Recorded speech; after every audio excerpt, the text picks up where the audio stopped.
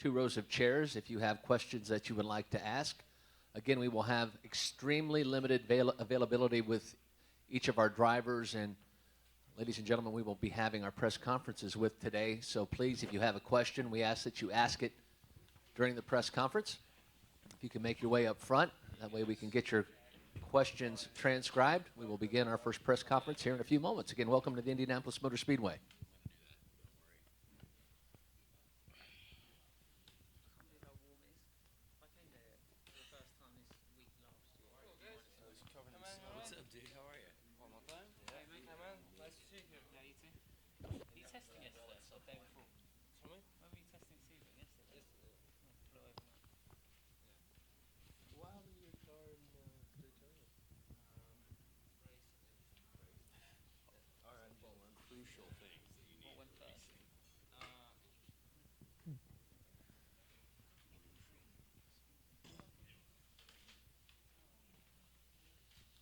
Well, again, welcome to the Indianapolis Motor Speedway as we begin our 2016 Verizon IndyCar Series Media Day.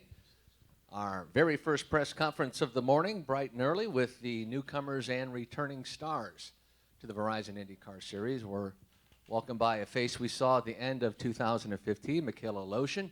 He'll be driving the number 7 Schmidt-Peterson Motorsports Honda.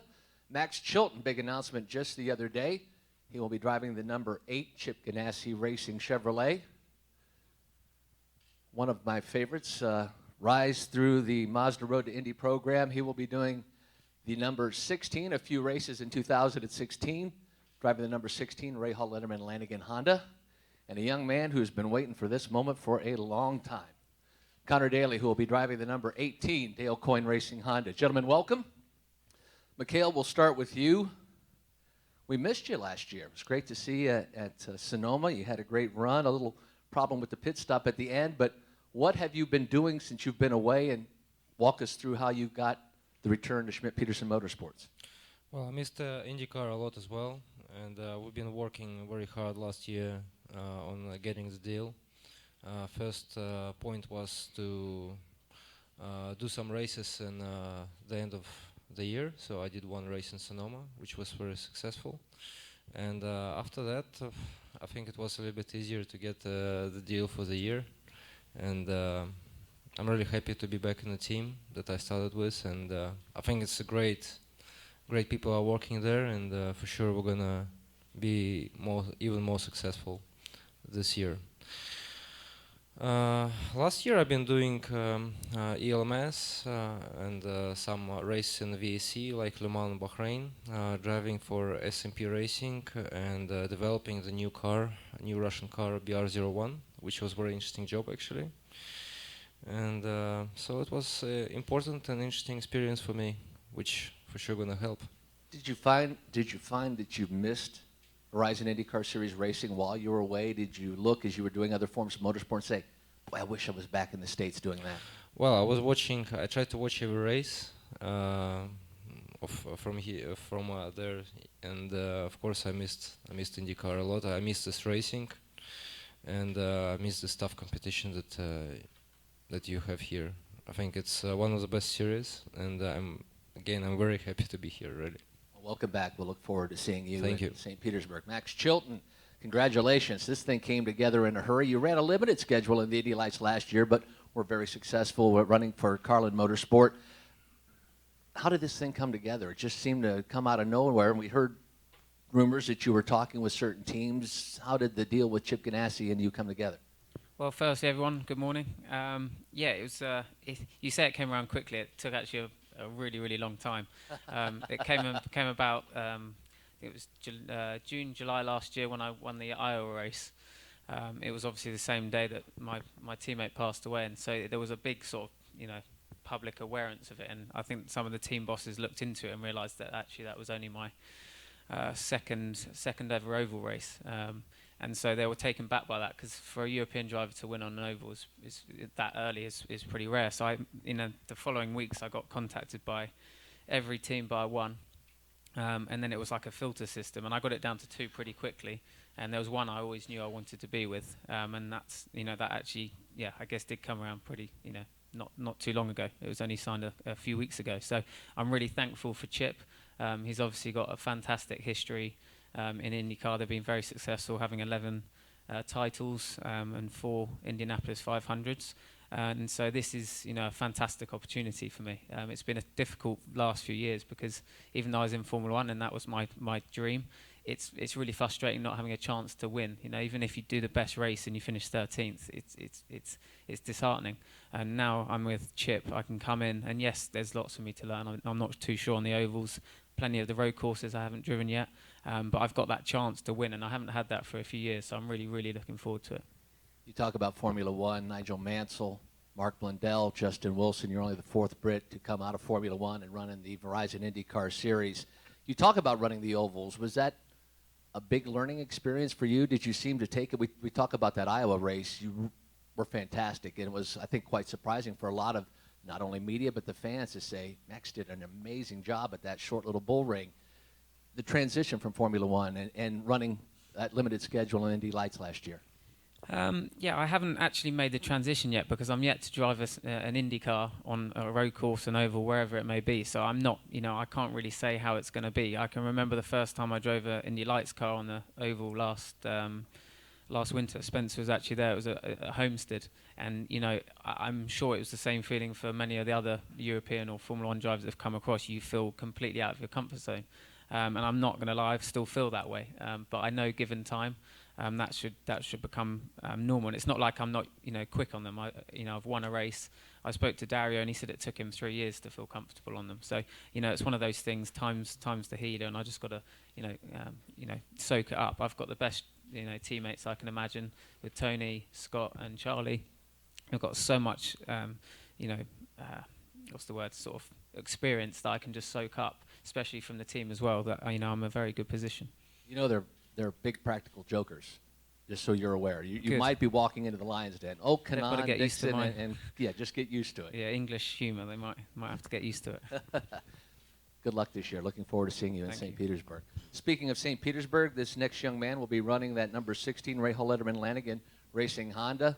He'll be running 3 races this year, and of course the big one just outside this window right here of the 100th running of the Indianapolis 500 presented by Pengrade Motor Oil. Spencer Pigot, congratulations on this 3-car ride. Any opportunity as we get set for St. Petersburg for this growing? I know this is just an initial toe into the water thing, but of any place to learn, St. Petersburg out of the gate is going to be a tough one to learn at.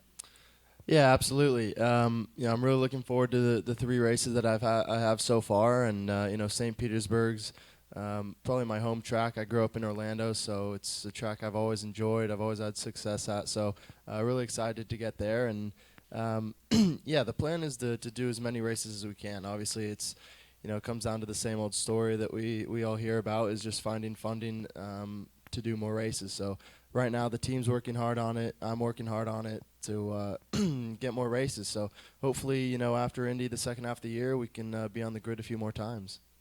What's it like to walk into an environment of a Rahal Letterman Lanigan Racing with, of course, Indianapolis 500 champion Bobby Rahal? You've got Graham Rahal, who had a fantastic season last year. What has the environment been, and what has the learning process been so far for you, just getting to know everyone? Yeah, it's been great so far. I've really enjoyed working with everyone at the team. They've been very welcoming, very patient with me, answering all my questions that I've had, very open. I've been at the shop a lot. I've been to the testing that they've done in Sebring with Graham, just listening to the radio and talking to the engineers and learning as much as I can, because I'm only going to have a day or 2 testing before I get to St. Petersburg. So as much information as I can soak up before then is only going to help. And like you said, there's so many experienced people on the team, Bobby and Graham and the engineers and mechanics. They've all been around a long time. So very, very good place for me to be as a rookie, not really knowing a lot about the IndyCar. I've driven it once, but there's still a lot for me to learn. So definitely fortunate to be with this great team, and hopefully it's the beginning of a long relationship with them. Have you caught up on your sleep yet? I know you were driving a long time in Daytona. Yeah, unfortunately our car didn't go the whole race, so I was able to sleep pretty much the second half of the race anyway. But Lucky you. Yeah, I might have lasted a little bit longer than Mikhail's car, but not too much. But it was a good event. It's my first Daytona 24-hour race I've always gone to as a fan. Very, very excited to be a part of it, and hopefully I'll be back next year. Good luck to you, Spencer. We'll see you in St. Petersburg. Conor Daly. Hello. I would think at this point in your career, driving the race car will be the easy part because it has been a long road for you to land this ride. Jonathan Bird, of course, Dale Coyne Racing, congratulations. I know a long process for you, but finally the fruits of your labor are coming to fruition. Talk us through what it's been like these last couple of years for you. Well, it's not going to be easy at all, but yeah, I mean, I guess it's just the culmination of many years of kind of gaining experience and working towards this, and kind of all the pieces finally coming together. And there were a lot of pieces, I guess, more than I thought. And finally, we figured out how to put the puzzle together. And here we are, you know, in massive thanks to Dale. Dale put a lot of effort into this, and we were able to, you know, find our friends, you know, Jonathan Bird's. We all were having fried chicken one night and decided that this would be a good idea. So fried chicken and meatloaf for everyone for the whole season. So it's going to be an exciting year full of Americanness, even though I'm in Irish colors, and I just can't wait to get going. It's great to see not only a name like Daly back with your father driving an IndyCar all those years, but Bird Racing has been around. The Jonathan Bird family have been involved in not only this facility, but in racing for so many years. Great to have them back as well.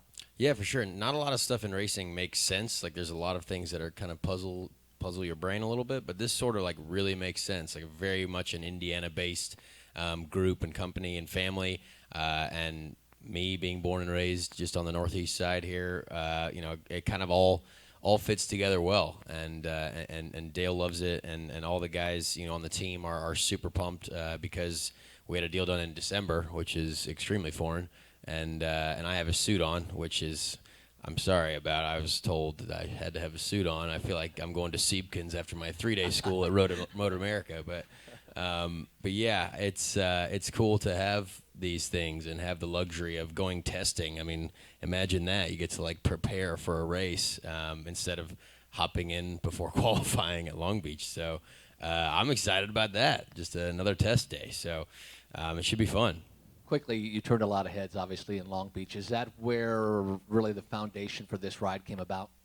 Yeah, I think it did. I mean, I've been trying to call Dale for years and never get an answer, but when I saw him calling me that morning, I was like, oh, maybe it worked finally. And yeah, that was the beginning of a great relationship. I think I got to know all the guys, and Mike Cannon, my engineer. He wasn't engineering me that weekend, but obviously we had a good relationship starting there. And apparently there was a scheme where, you know, they weren't going to run me at any other races, so I could like maintain my rookie status if I had it. And then I was like, oh, so there was sort of like a strategy behind this? And they were like, yeah. And I was like, well, you could have told me that like probably 6 months ago or something before I worried. But yeah, it was cool. I appreciate it, and it's you know, it's going to be a fun gig. Sometimes drivers are on a need-to-know basis. And Yeah, maybe that's what it was, yeah. Conor. Good luck. We'll see you in St. Thank you. Petersburg. Let's open up the floor to questions. If anyone has a question, raise your hand. Again, we have very limited access to the drivers once this press conference is over. Do we have any questions? Just go ahead and raise your hand, and we'll get the microphone over and get that transcribed. So you mentioned maintaining your rookie status. So will you be able to run for Rookie of the Year for this coming season? From what I've been told, yes, but there's a couple different interpretations of it. But yeah, from what I've been told. Any other questions? Yes. Mikhail, welcome back. Can you talk a little bit what it was like to go to Daytona? And I know you've done other sports car racing, but was that your first time at that event? In Daytona, it was first event for the car that I was developing, the BR01, together with S&P Racing. But I was participating in this race 2 years ago, in 2014, but with GT, so it's a bit different. And it was a big challenge for us because we didn't know where we're going to be, because the rules are a bit different here in US in sports cars. So it was a bit difficult, but the qualified showed that we can be pretty competitive there. Congratulations on that, by the way. That was well done. Any other questions? Max, Ganassi's a large organization. What do you think the chances are of you being able to engage in any extracurricular activities this year? Are you trying to imply that I might drive a NASCAR?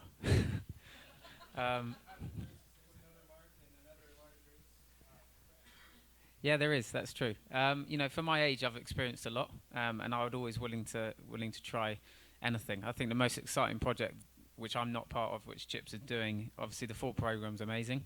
But if I was to do Le Mans, I'd love to do it in LMP1 again. But I love the look of Global Rallycross. So if he says happy birthday, here's a test in a Global Rallycross, I'll definitely shake his hand and have a go, because that looks a fantastic championship. Thank you, Max. Conor, your dad was on the radio when I was coming in this morning.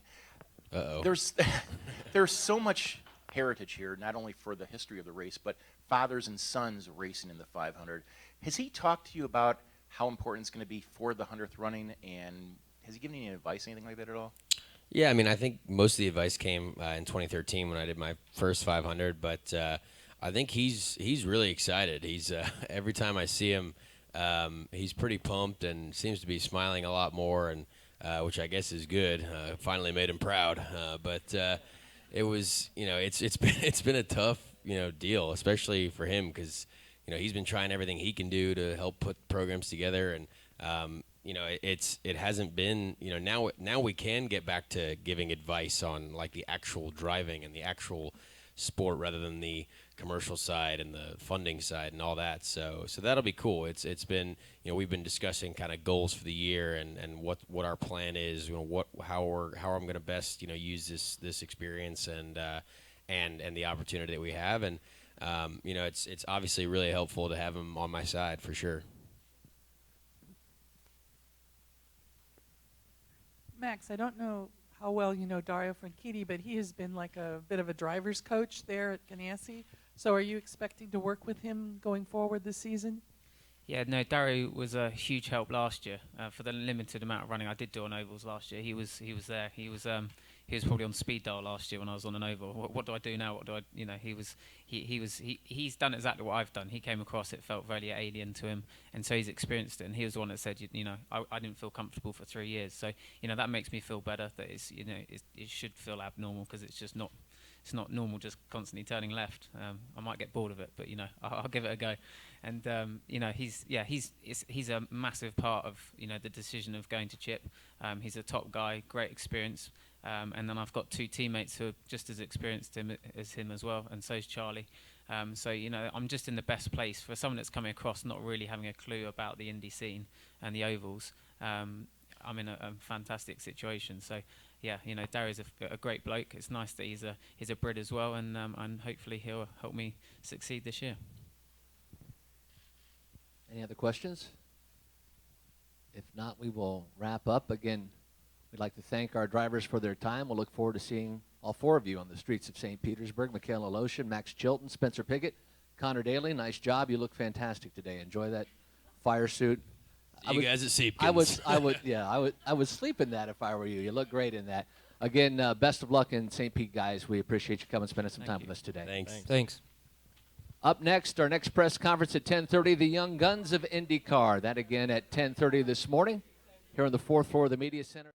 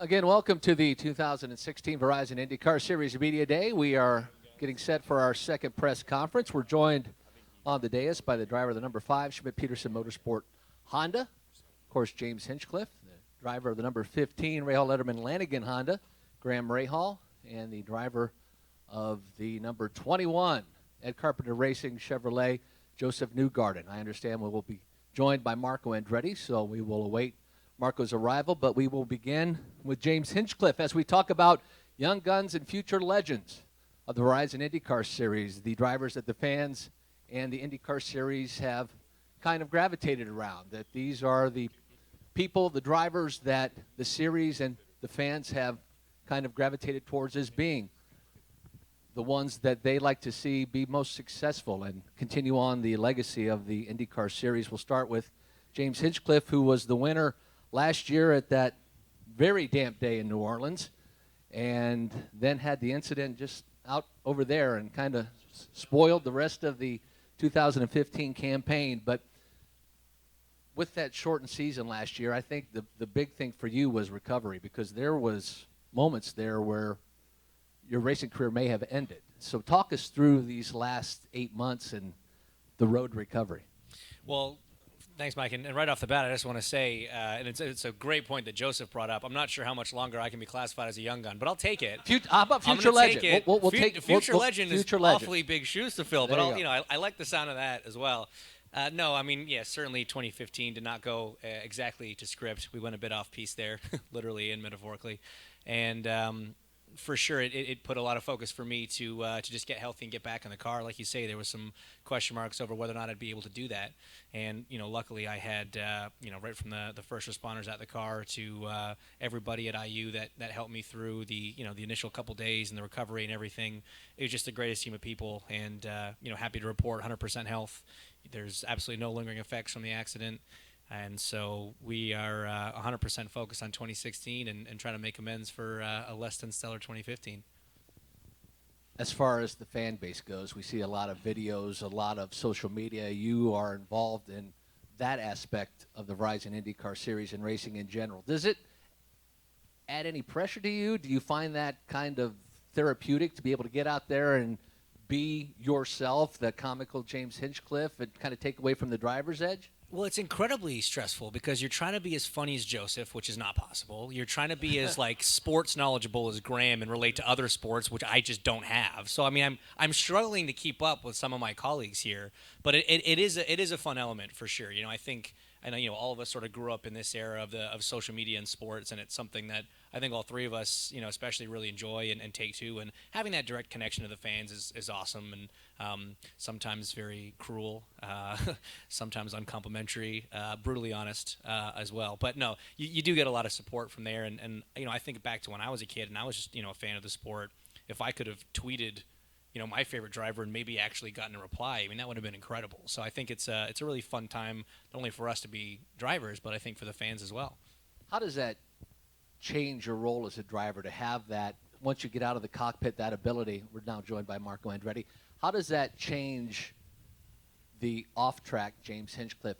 Is it add to the workload, or do you enjoy that type of thing, the interaction? Yeah, anytime, bud. Thanks for dressing up. It was cool.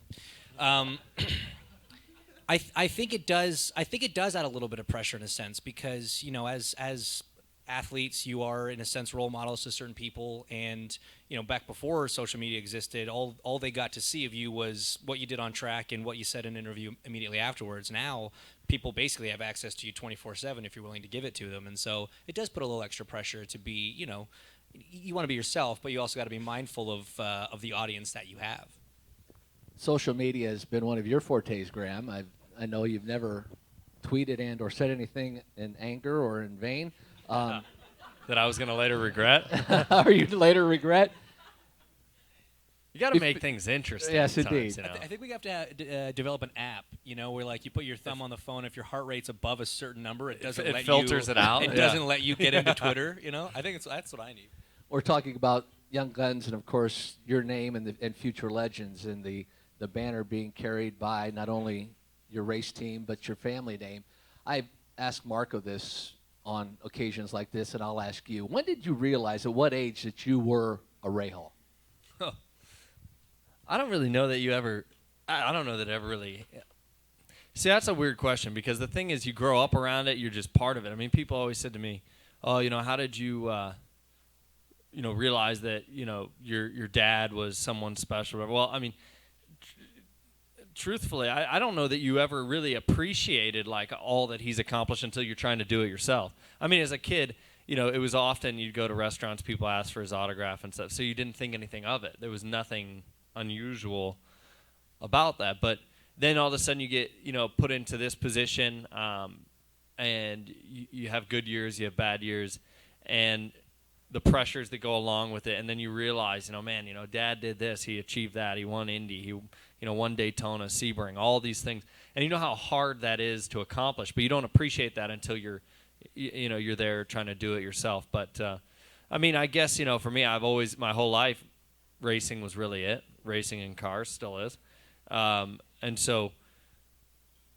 it was never anything unusual about it. I mean, this was being a Rahal was what I was born into. I mean, people ask that a lot. They do ask how different it is, but I don't know because I don't know different than that. The win at Fontana, one of the most amazing races, I think everybody, no matter what racing community, a fan of any sport, that indeed was one of, I think, the best motorsport event ever held outside of the Indianapolis 500. But your win at Mid-Ohio was so special for you. Do you still wake up and think, my gosh, I won at Mid-Ohio? Well, Fontana was fun, that was a cool day. But to me, I think Fontana was more just of a relief to finally get that whole second win thing. I was so sick of answering questions about it, and and for so many years, I mean, I don't know, of my 20 podiums or whatever I've had, I think I finished second like 15 times. So the thing was, I was always close, but never seemingly, could get that second win. And so Fontana relieved that pressure. But Mid-Ohio, to me, was the greatest. I mean, I guess I'm in front of media, so I have to be careful with Courtney now, but is the greatest single day of my life. So, hey, soon you're going to have to answer those too, so. So, for me, to do the Buckeye helmet and Honda, being right there and being home, and it was the first time I think ever in my career that my whole family was at the track together, all my siblings and mom and dad and everybody. So to have a day like that was like was a dream come true. And I don't know that you could ever repeat that again. I mean, I just don't know that it would ever have the same sort of spark. But it was a special day. It was a heck of a lot of fun. I still watch it, and enjoy the moment, and it feels just as good as it did on that day. But you don't get experiences like that very often, and so for me, had I been able to accomplish everything, someday when all this is over, if you had won everything except that race, I think I would have always, hated it, that feeling. And so to get Mid-Ohio out of the way was awesome. Joseph, the fans have gravitated your way, not only social media, but your race victories last year at Barber Motorsports Park in Toronto. Do you ever find yourself putting too much out there on social media? I know you like to have fun and do things. Do you ever look back on things and go, I can't believe I did that? Or go back to a tweet that you had put out 2 years and going, gosh, I've grown so much since that tweet. What is it like to be, I guess, of demand? And Hinch kind of touched upon this, in demand as far as the race fans go, expecting comedy from you all the time. You have to always be on. Well, yeah, I mean, that's a great question. First off, hey, everyone, thanks for being here today, everyone that made it out. Yes, I think yes. You look back 4 years on your timeline when you put things out, and I think it's like anything in life, when you look back on it, you're like, why was I doing that? You just change so much, and there's a couple. I mean, these guys are mentioning one photo in particular that I'm not going to speak about, but Grant, there is something that was posted that probably shouldn't have been posted. But I'm not going to say it was exactly 123 weeks ago, but if you go on his Instagram, perfect. He might be shirtless on a beach with waves crashing into his crashing chest. over his And body, the ironic beautifully part of sculpted that, body. I think the ironic part of that is that funny video we made of Sage, like making fun of him for not ever wearing It shirts. all started here. And like I have a picture like that on my Instagram. You're that's literally like way back. You're so Sage's motivation. Like that's what you're his inspiration. I'm a for it. total hypocrite, is basically what I'm saying, and admitting it today. But yeah, there's moments like that, and you know, we have fun with it. I think, you know, sometimes it's tough. You want to put out things to, you know, show who you are as a person to people, and that's what social media is all about. You know, people can connect with you not just with what you love in racing and doing a great job, hopefully in the car, and respecting your, you know, your craft, but they want to know you as a person too. And for me, that's kind of tough because I actually think I'm a very private person, so it's always a balancing act for me. I want to put something out there, but at the same time, I don't. So I love it. I love that people get that access, but at the same time, for me, it's always kind of a difficult challenge because I don't want to put out too much. Such a successful season for you, the 2 wins last year, a breakout season, if you will. Something I know you've commented that you always knew you had it in you, but to finally get that win at Barber, then to follow up in Toronto, that hard-fought victory, has it changed you as a driver and how you approach a race weekend and seasons? You know, I think the cool thing is for me, I've gotten so much more relaxed each year I've done IndyCar. And, you know, first and foremost, like I just feel, you know, it sounds cheesy. I'm not saying it to say it, but I feel lucky to be here. Just happy to be a part of the whole mix. I mean, you know, we're for these guys that are trying to, you know, build the series back up. And, you know, I think we've got an amazing product. You know, I don't want to try and shove that down people's throat because I think if they watch IndyCar races, they're going to see it for themselves. And, you know, just being a part of it's a cool deal, but I feel so much more relaxed, and I think last year helped that a lot. You know, I feel really confident and comfortable with what I'm doing during a weekend, being able to work with my guys. I mean, you know, that goes a long way. I always had confidence in my abilities and being able to, you know, work well with a group, but, you know, finally when you get something on the table that just solidifies it, I think you feel a lot better about it. And, you know, not just saying that from you know, trying to put out the confidence, but for me personally, I feel really comfortable, and I'm so excited going into this next year. I can't wait to get going, and you know, I feel really good about where we're at. So if we can keep continuing what we did last year, then you know, that's where we're at right now. That's what we're trying to do.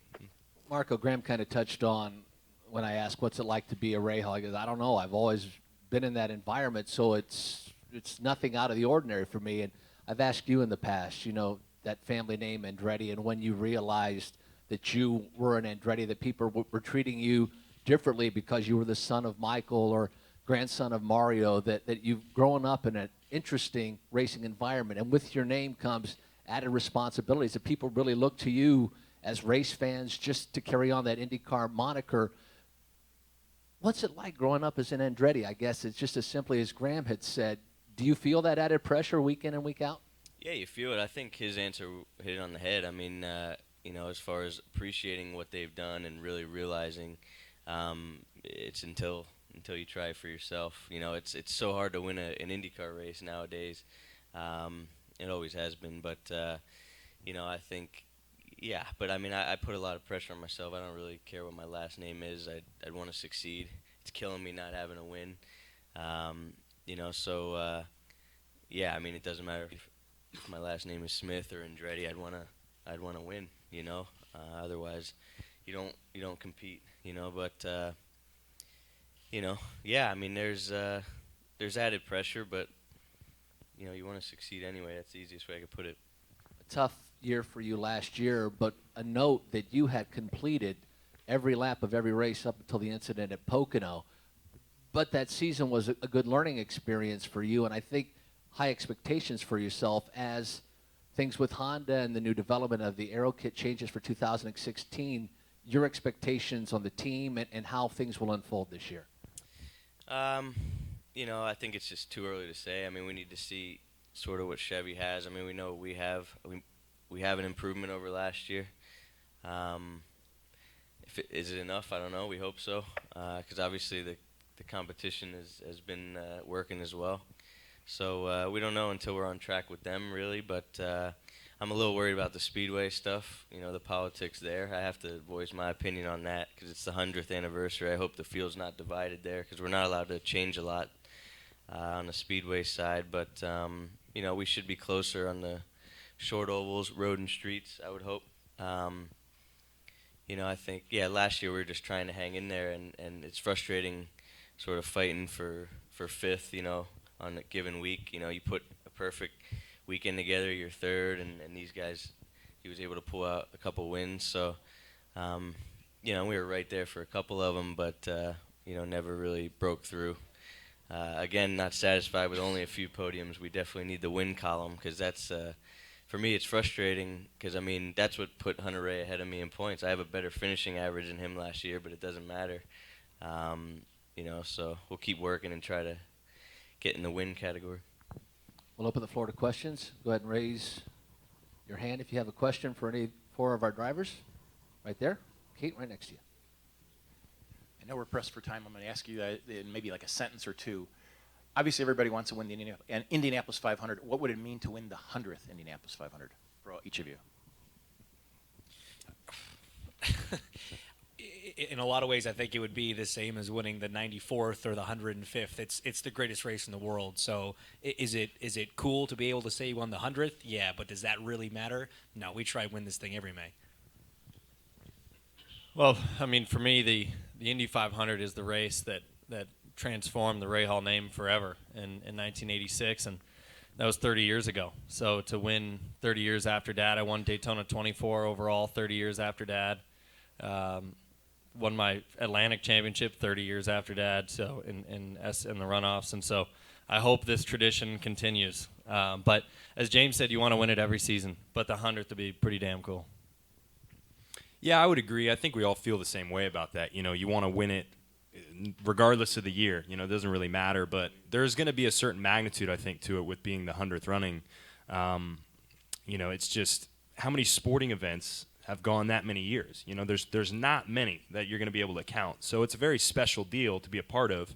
So if you win it, there might be some more magnitude to it, but either way, you win the Indianapolis 500, it's going to be just as hard for the 94th, 95th, just like James said. So I think we all feel very similar about that.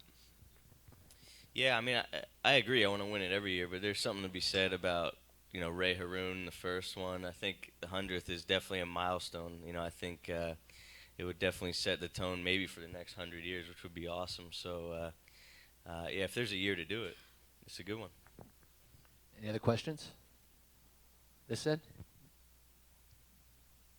You guys are all up here as young guns. It's been a while, actually. I can't remember. I went back and looked last night, but it's been a while since a driver under 30 has won either the championship or the 500. Do you guys think that would be important to help grow the series? Yeah, absolutely. Yes, I think so. I think these guys, alongside me are, you don't want to say this, but I think truthfully, there's a lot of the shining light for the future. And it's not just us. There's other guys behind us that are going to be part of that too. It's great. Conor Daly got a ride this year. That's going to be a big tick. Another American that's talented that deserved a ride. You got Spencer Pigot. Hopefully he's going to run more than he's got scheduled for, but you don't want to say, that's going to be the big difference. I think it's many things that are going to be the big difference for IndyCar. You can't just put it on one thing, but certainly having, the next crop of drivers, I think that's what's interesting in sports. You look at any other, sporting league, you're always interested in the new talent and the next guy coming up, to challenge the guys that have the experience, that have been there, that are, a steady person in the series. So I think it can make a difference for sure. How impactful that's going to be, I don't think we can really answer that, but for sure it's part of the equation. I think all of us, we need to be succeeding, and I think we're all getting there and doing that really.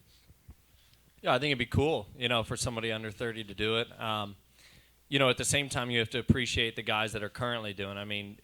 Scott Dixon, no matter how you look at it, he's going to go down as maybe the best ever, or certainly one of them. Guys like Power, Elio, Montoya. These guys they've been champions their whole career for a reason, right? You're competing against some of the best to ever do this. So, which is cool for guys like us because, we're still young guns, I suppose, but you're getting the opportunity to race against guys that, quite frankly, I kind of watched as kids that were winning at that time. Guys like Dario obviously isn't doing it anymore, but that opportunity you don't get too often. So that was pretty unique. But certainly I would think there's a new crop of drivers coming through. There's going to be more new faces. I would say in the next couple of years, going to be a lot more new faces. And, I think there's a good chance that, any one of us can be champions in the next couple of years, if not this year. And there's others, under 30 that could too. So but we're creeping up on 30. We're getting Man, Are you there? I'm leading this race out of you four, so hopefully that bodes well for me leading a certain race later in the year. But no, I think they're all right. I mean, it's I'll tell you what. Why don't one of the four of us win it in May, and then we'll tell you what it does after the fact. Cool. It's time for one more question. Yes. James, when you were injured last year, did you have a clear sense at the time just how serious it was? And as you were going through the process of recovering, were there moments when you thought, I might not come back?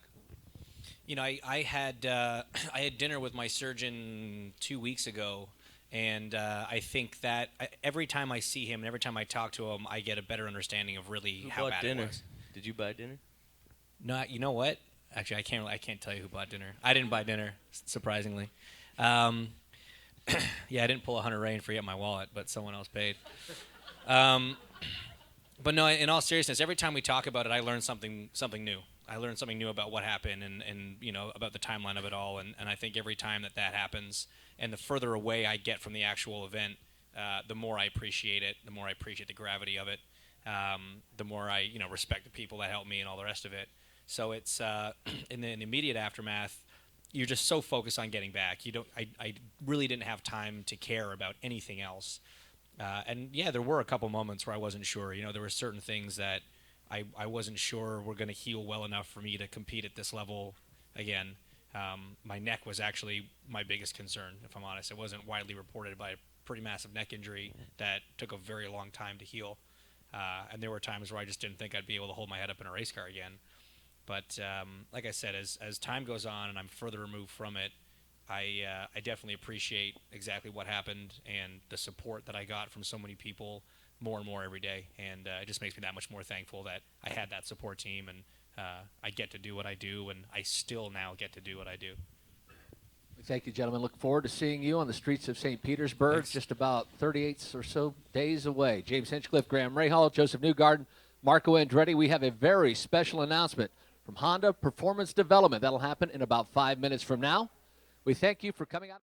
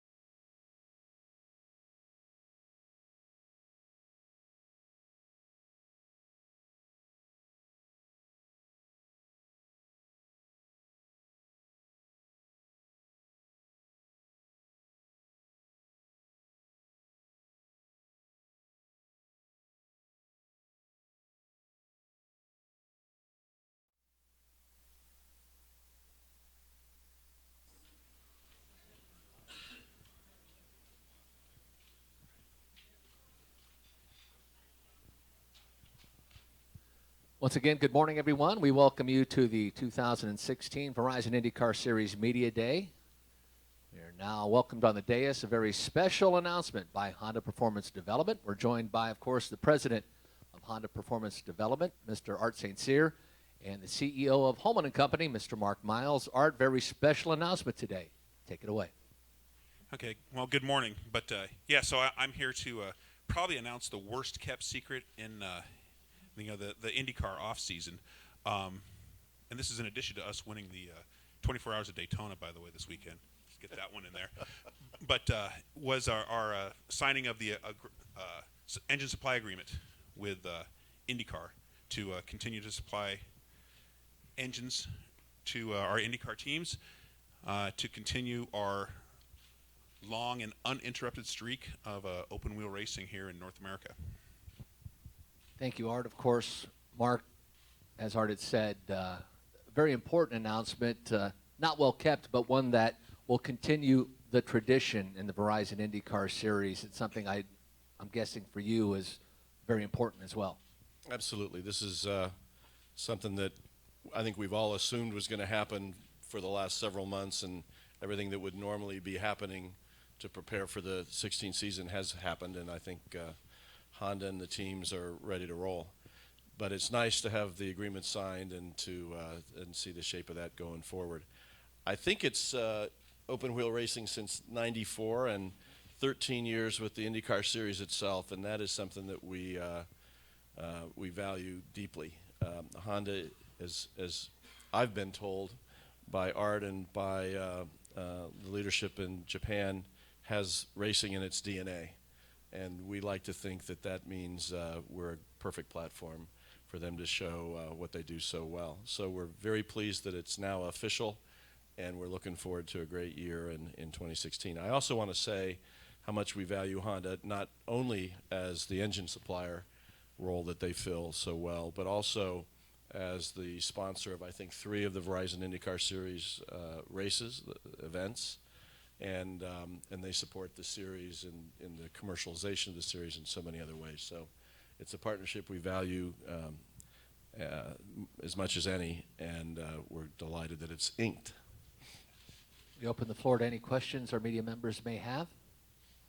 Go ahead and raise your hands, and we'll be happy to get you a microphone. Obvious question is, how long is the agreement for? So it's a 2-year agreement with Honda having an option for 3 years beyond that. And I think we would say that the understanding about that is that it's really important for the IndyCar Series and for Honda to know what's next in terms of future development of engines and cars, which we think we'll have a lot of clarity on within that first year or 2 years of the extension. So we're comfortable with that.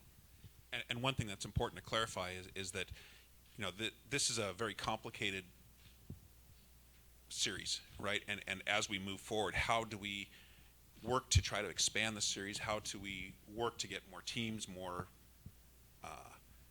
viewership, that type of stuff in the series? And the way that the extension is worked out, it gives us some time to really think about the further years down and how we can work together to grow this series and you know, create the goals that we all have. Other questions? Could you just clarify, Mark, the original, when the new engine came out, the 2.2 liter V6, how many years the original contract was, and so I can figure out where the 2 years start and end? I'm not sure I can give you the full history. Art may be able to do that, but the 2 years are 16 and 17, with the extension being the following 3 years. The way the contract, the previous contract was, is that it started in 2012 through last year. Yes. 12, 13, 14. Yeah. Yes. He's the engineer. 1, 2, 3. And let me take my shoes off. Other questions? Right here in the back. By this agreement, from Honda's perspective, obviously you're very bullish on the series, and it shows there's a lot of good things coming. Can you kind of talk about where you want to see the series go, not just for Honda, but overall? We're seeing more fans, you know, more attention to the series. kind of where you think this is going to go in relation to the agreement and the length of the agreement? Well, it's a pretty open-ended question on that one, but obviously, as Mark said, Honda, we want to race, right? And this is a premier series in North America, so it's very important for us to have a presence in this type of racing. Now, what we want to do and what we're trying to do with this agreement and agreements beyond this, is really to create a foundation that has a good platform to have exciting racing, to have exciting personalities, to make it effective so more teams and potentially more partners can join this series. So there's some flexibility built into that one to allow for growth that all of us crave so much.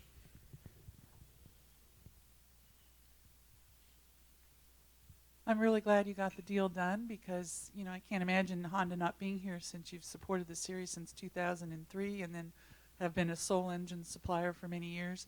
To talk a little bit about the Aero kits, I know there were some allowances possibly made. I think Honda submitted some ideas to IndyCar. I don't know where that stands. I'm curious as to if Art could elaborate. You probably can't go into any detail, but did some of the ideas you submitted get approved, or are you still waiting to hear? And obviously you need to know soon. So the answer is yes. But yeah, so part of the whole process, and we knew that there was, even when going in with the Aero kits, that there was a possibility of a imbalance on how things happened, right? So last year was a little bit of a struggle for us, as it's pretty common knowledge there. So in the process, in the rules process, it allows us a chance to redevelop and rehomologate some areas. And so we did have a list of requests that we submitted to IndyCar, and they didn't approve all of them. So we're in the process right now. We don't have a final ruling yet on that one. I think Marco was here before. He was saying that that we're still worried about some of these tracks, as well. But I think we have a common understanding of where we're going with this stuff, and I think that our expectation is that we can be competitive this year. Hopefully that answered your question. Maybe not. Will your Honda package look like a Chevy package? One of the things with this package that we have right now is that we have taken the development and or design development of this Aero kit from outside to inside Honda. So we have utilized our internal Honda resources. So when we some of the aerodynamicists worked on the last iteration of the Formula One cars. So I will say that our car will look very similar to our old Formula One cars in Honda. There will be some, coincidentally, it'll look a little bit, a lot of the features are, good ideas are not, we're not the sole holder of good ideas, right? So some of the elements may look similar, but that was not the intent. Any other questions? I think I'm going to take a minute and elaborate on the process because I think it's important that folks understand what we're going through and where we stand, which has been referred to. So the rules provided for an ongoing competition, rule section 9.2, and within certain volume boxes, Chevy and Honda will continue to innovate. We're looking forward to seeing what that looks like for 2016. The rules also had a section which provided that if there was an issue with respect to the competitiveness between the two, beyond the preordained 9.2 opportunity, there was the opportunity for the series to look at the issue. Specifically, the rule said, number one, is one Aero kit not competitive with the other? And number two, does that create a situation that's detrimental to the Verizon IndyCar Series? So after Sonoma, we took the 9 car and the 15 car, and we took it to the wind tunnel in Charlotte to look at the two cars, both in super speedway configuration and street and road course configurations. And we determined there that we thought there was an issue, competitive issue, with respect to streets and roads, but not the super speedway.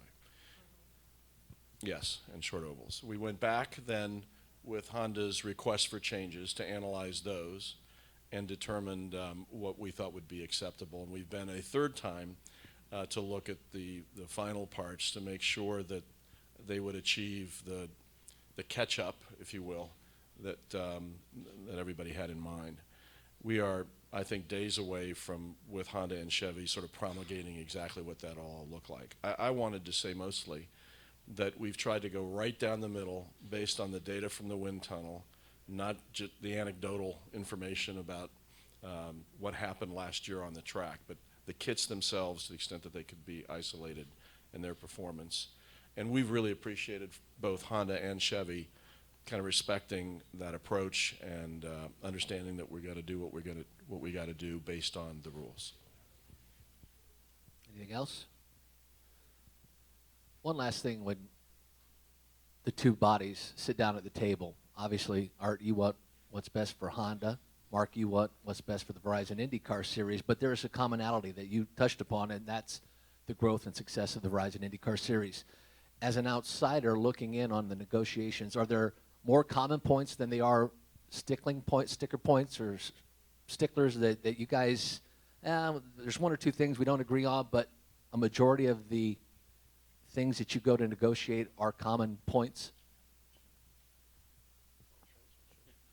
Honestly, I think that just about everything that we fundamentally agree on, where we want to go, how we want to get there, what we want this series to be, I think is a very common understanding of that. Now, the path to get there, right? There's different speeds, and there's obviously some resources required to get to where we want to go. So there are always negotiations on how to get to our goal, right? There's lots of paths to go.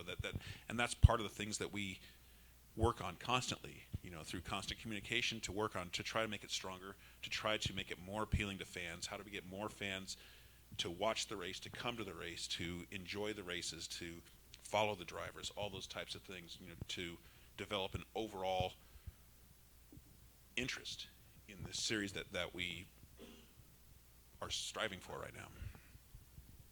Yeah, I agree completely. The negotiations, almost in quotes, because it was really just ironing out details, weren't about those things. It wasn't about those things. It's now, what are the engine rules for the next several years? What's the shape of the calendar look like? What are the processes to regulate all that? Not negotiating the metrics on the popularity of the sport. That they are where they are. They're moving in the right direction. I think everybody who invests in us will make their future decisions about all that based on what's achieved. But we absolutely have the same view about the importance of more eyeballs watching the sport, and the question, not a contractual question, is how can we all work together to get farther faster? Yes. Looking ahead, I'm sure, Mark, you'd like to see, and I know Honda would like to see, more competition as far as engine manufacturers are concerned. Now that the rules, I think, are set through, say, 2017, maybe there could be a change in the future, or decide to stay with the same formula.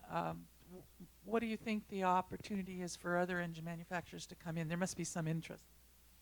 Yeah, it's hard. It's a long, drawn-out process for a third manufacturer to come in and be competitive in this series. And I would say that the first thing is that Honda and Chevy completely share with us a view that a third manufacturer would be good. Another competitor as another storyline and another investor to help promote the sport would simply be good. But it's very difficult to get done. We've had situations where Honda said, you might want to talk to these guys. So it's been quite collaborative. And I think it's more likely a question of when than whether, but it's something that we are engaged in at some level all the time. And just to talk about that, with the supply agreement that we have right now, we've actually engineered some flexibility in to address those issues if and when they show up. Well, gentlemen, we thank you for your time. Congratulations on this fantastic announcement, making it official here today. We look forward to seeing Honda on the grid for the 100th running of the Indianapolis 500, presented by Penn's Oil, Motor Oil. Penn's, yeah, got it. Penn Grade Motor Oil. Thank you. Mark, always a pleasure. Thank you so very, very much. It It is going to be a fantastic 2016, and again, looking forward to the start of the season. Thank you so very much. Kind of fun to be here now and looking out at that, the shadow of the construction that goes on. The first question I got was from Paul, I think. I know when I remodel my house, I'm always worried about how long it's really going to take.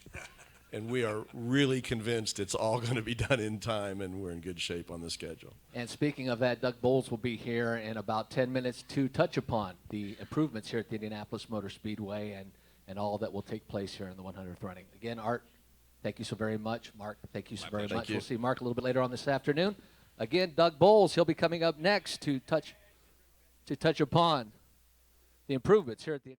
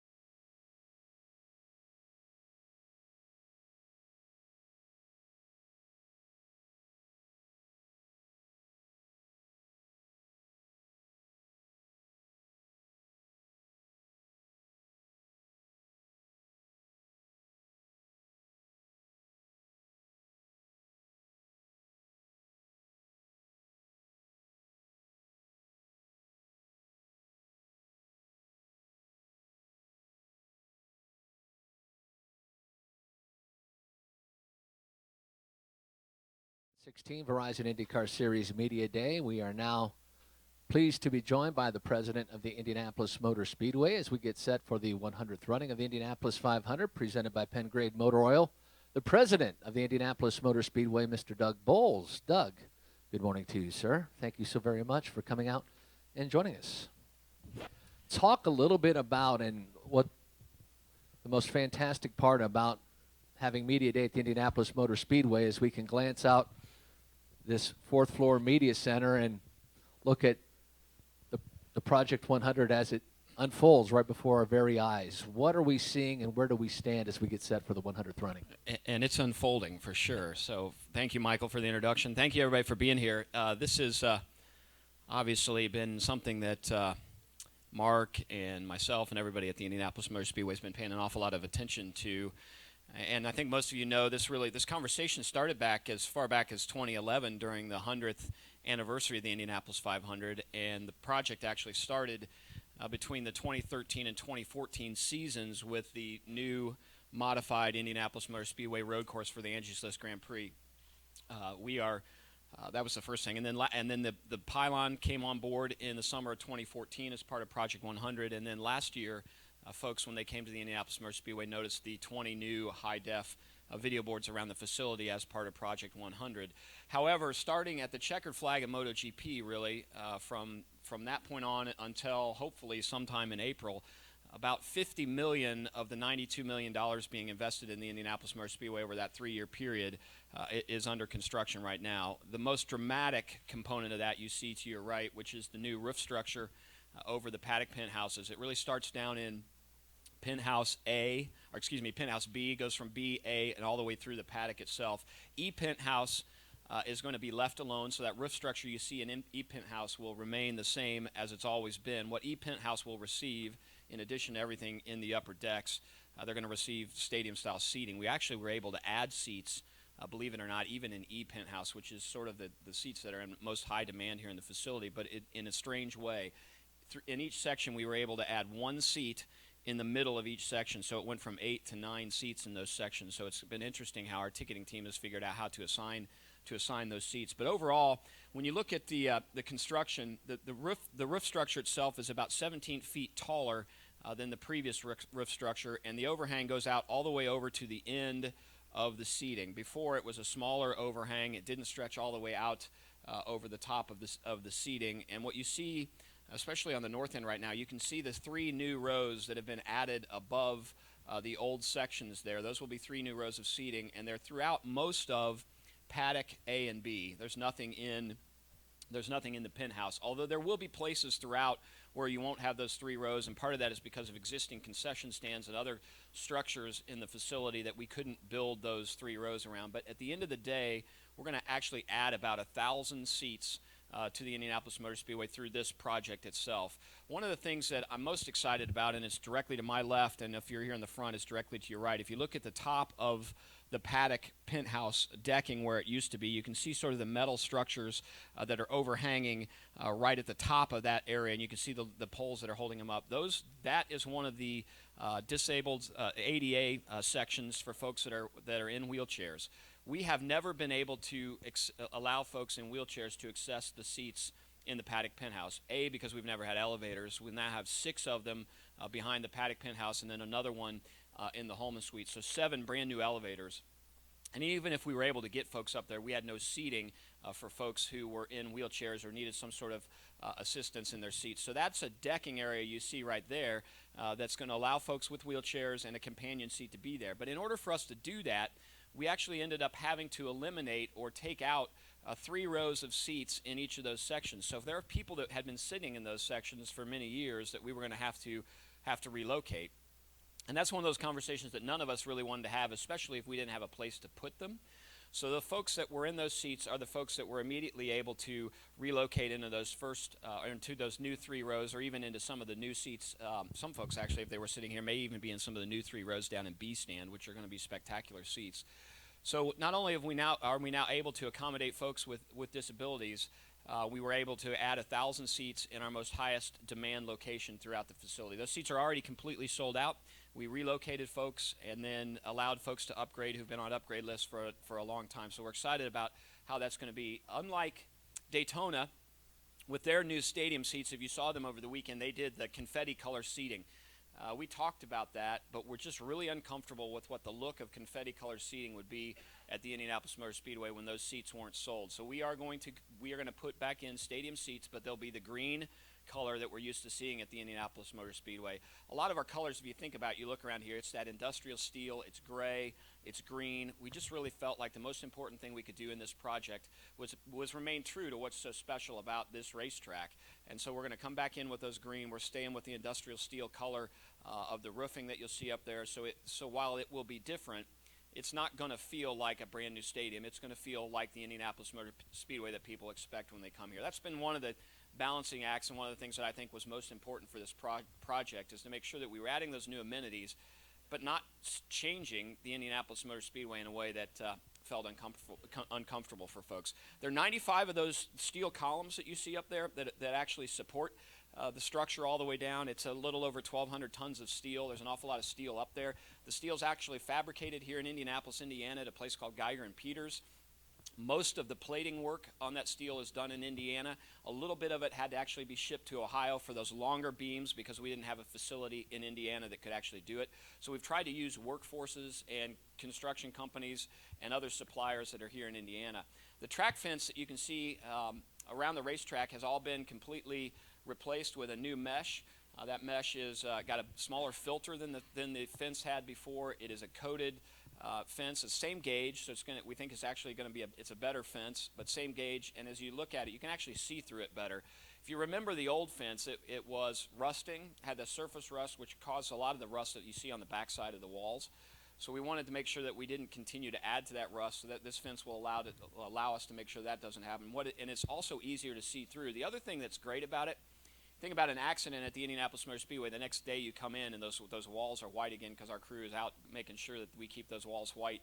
The fence will be the same. If there's an issue where we have to repair the fence during race day or during practice day, we can patch it. And then overnight we can actually come in and replace it with a new mesh. So if you look at that fence right now, you can't tell where the fencing starts left to right or top to bottom. So we'll be able to have that uniformity as you look around the entire racetrack. It also, when you're down sort of at driver's view, it does change the way the racetrack looks. It looks a lot cleaner. It looks a lot nicer. So I'm excited for some of the input from the drivers when they actually get an opportunity to run the racetrack and see the new fence. But it is easier to see through. We're excited about what that's been able to do for us. And then outside, we all know about the roundabout that's sort of taken away 16th and Georgetown.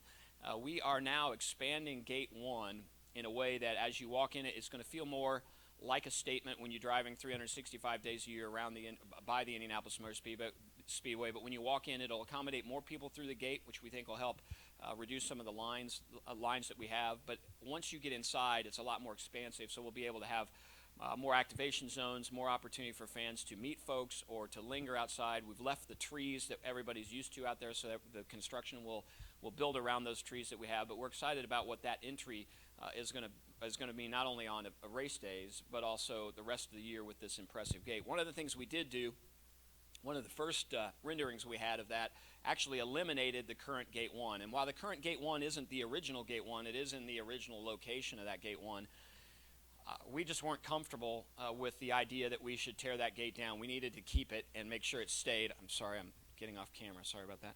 Didn't know I was on camera. Hello. So that gate is going to remain there because it just is so important, I think, to us to have that. So the gate that you think of where it's got the wing and wheels on the top of it, that Gate 1 that was the original location for Gate 1 will stay. The new gate will actually be to the north and the west of that current gate. So we're excited about the way that looks, and that project's coming along really well. The other thing for next year, the Hallman Suites, which are the suite areas just to the north of the Paddock Penthouse there, that entire facility is getting repurposed. It used to house 27 individual suites, so corporations or individuals would take those suites for an entire season. What we've done is we've taken the southern two-thirds of that, so 18 of those suites, and they have become a suite club, the Hallman Suite Club. And people can buy individual seats in there for the entire year. And inside that, so you have a reserve seat out front, And then inside that suite, you actually have amenities that you might expect at someplace like Lucas Oil Field, where you can get food, drink, and do all of that. It makes it a lot easier for companies that don't want to buy an 80-person suite but would like the ability to buy a 2, 4, 6, or 10-person suite opportunity. It's open 16 or 17 of our event days. So it's a great opportunity for folks to enjoy the Indianapolis Motor Speedway at a little upgraded level. And then on the north end, the nine suites on the north end are going to continue to be individual suites. Most of those suites are used by significant partners, Miller Coors being one here at the Indianapolis Motor Speedway. We'll continue to use those. And as I said earlier, we actually added an elevator into those banks. Currently has 3. We've got the 4th shaft up and the new elevators going in that. So there'll be a 4th elevator there. And the walkway from Holman over to the paddock can also be used, will be able to be used as well for anybody with disabilities. It's on the north end of those seats. So that's another one of the projects. And then some of the less glamorous things that are going on, many of our restrooms, especially down at grade level and concession stands in at paddock penthouse level, are all getting some much needed upgrades. Many of us have great stories about our first experience at an Indianapolis Motor Speedway restroom and the troughs and the things that we're so used to. So our fans are going to notice upgraded restrooms, proper restrooms. We're excited about that for them, as well as concession stands, especially in the upper decks where it's been hard for us to deliver fresh food for Department of Health reasons, and just for the ability to put the proper cooking equipment up there, so the concession experience on that upper level is going to change. So in a nutshell, that's really the Project 100 things that you'll notice. The other project that's going on right now that's not Project 100, if you saw it as you come in the bus gate, so in between turns 1 and 2, we're actually replacing some of the safer wall down there where the buses go out. We had an Indy Lights crash there. Some of you may remember a couple of years ago there was a pretty significant hit down there. So we're actually adding some safer barrier that's going to come to the west and then sort of curve itself back off to the northwest. So that's the big safer wall project that we have in place right now that'll be ready for May of next year. But that's pretty much all of the big stuff that's going on.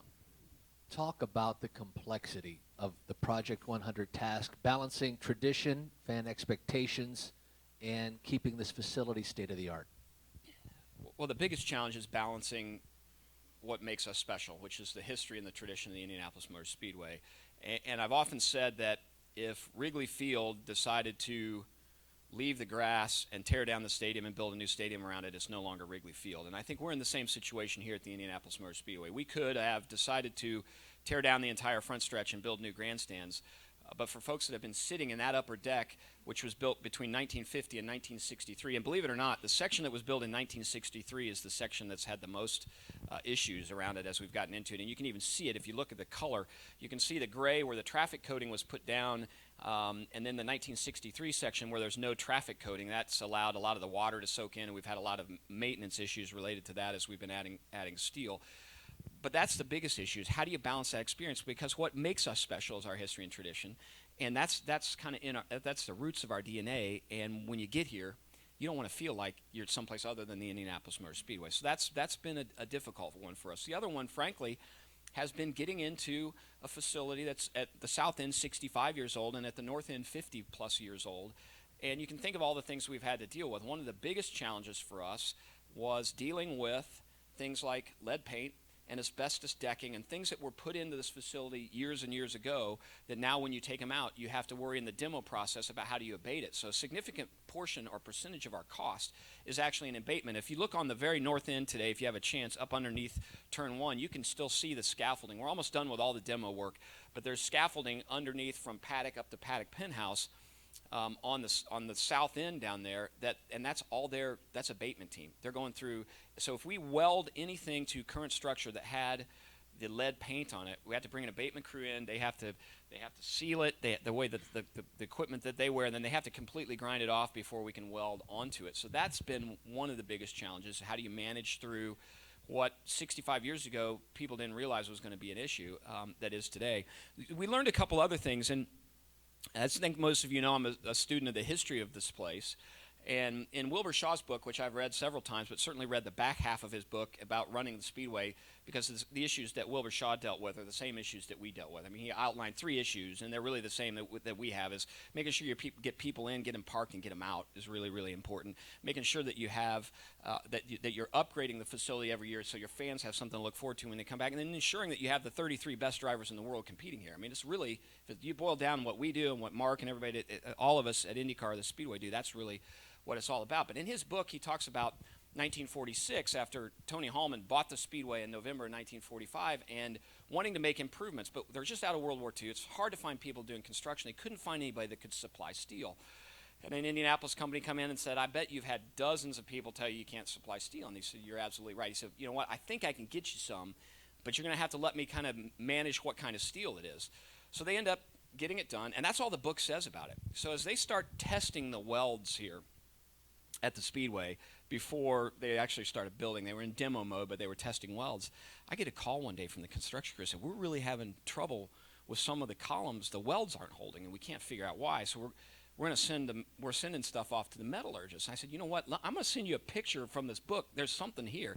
And actually, the type of steel that they used was a type of steel that was used kind of early 1900s through the 1930s, and by then it sort of transitioned to the steel we use today.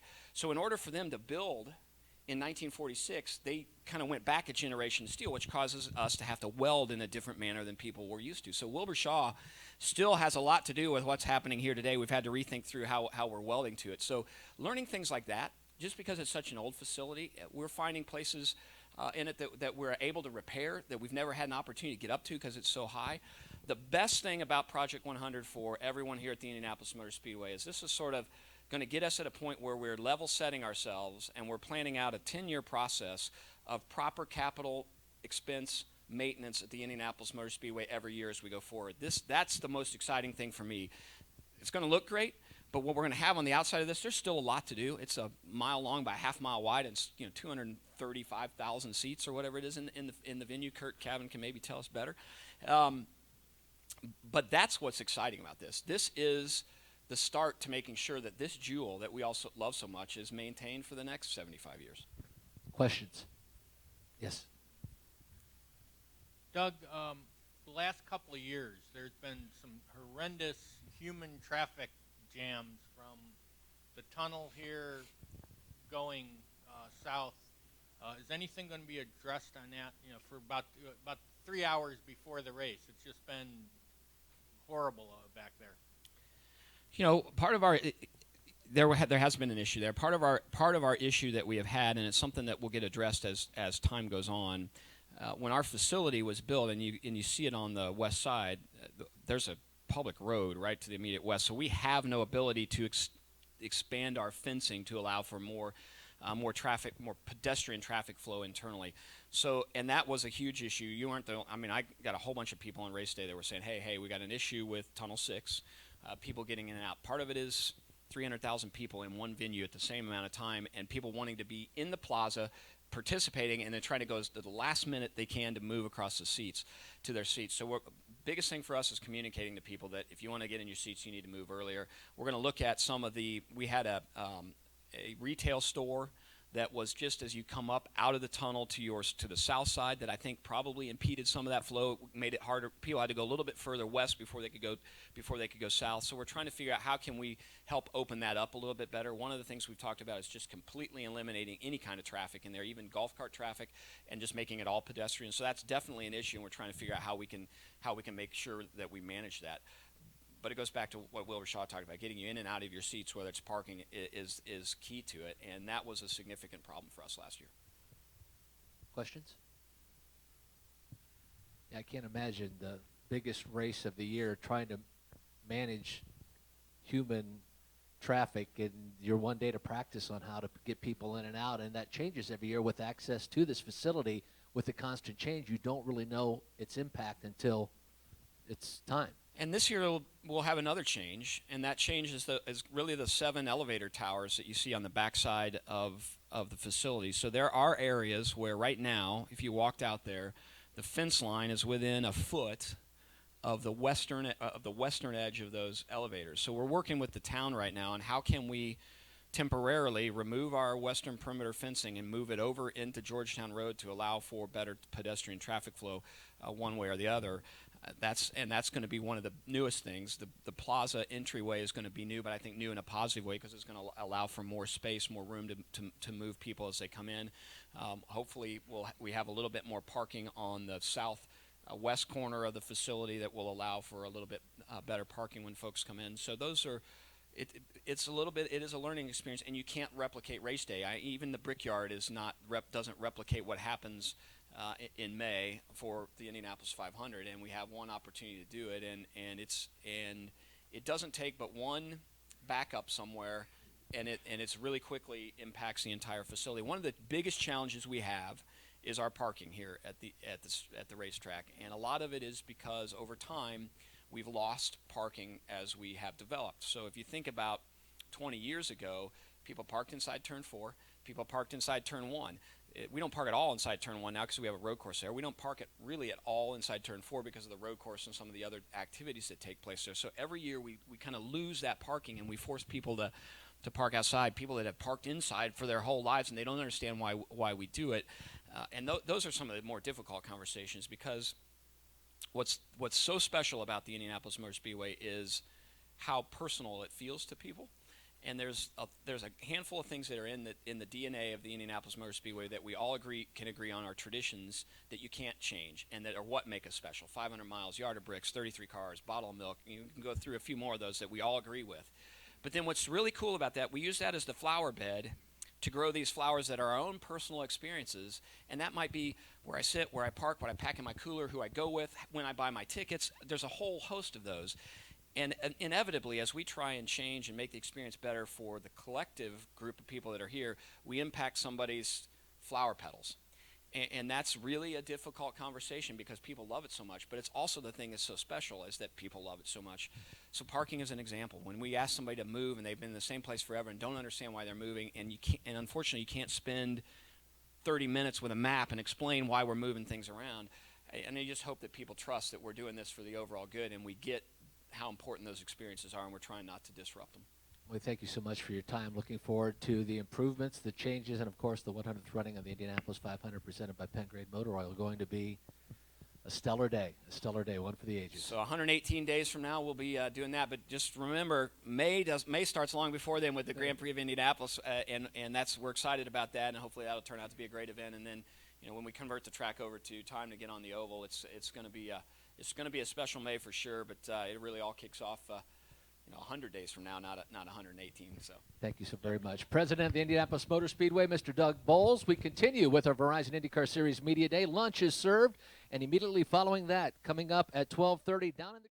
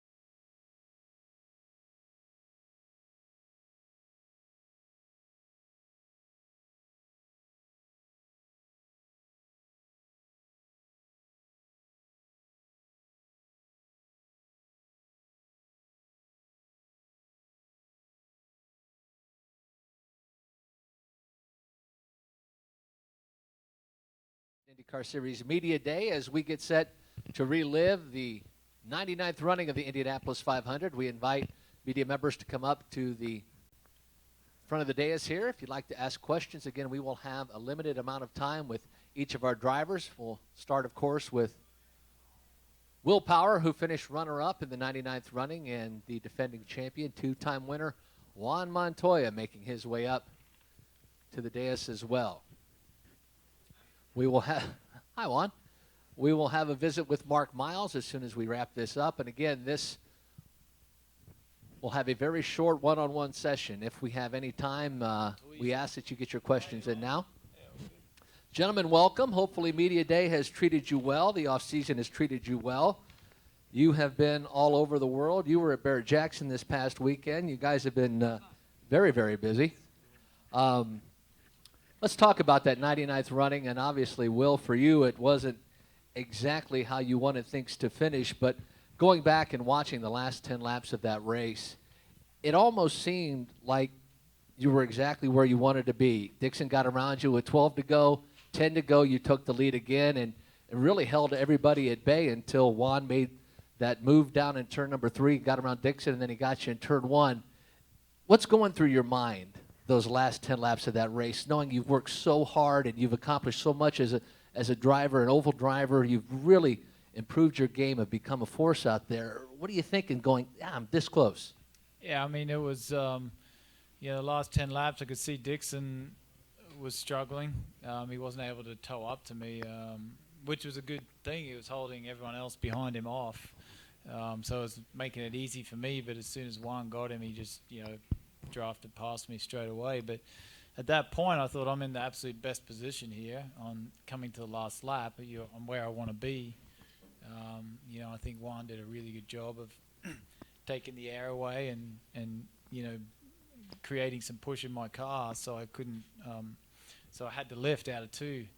And at that point, I'm like, yeah, it's over. I'm not going to tow him here. And then I thought, if I can go through 3 flat, I might just have a shot over the line, but then I had to lift again because I'd, really heated the front tires. But it was a great battle. I mean, just it's unfortunate. It was, it was a good finish for Penske, 1-2. It was my best finish here, and would love to have won, but that's just experience for next time.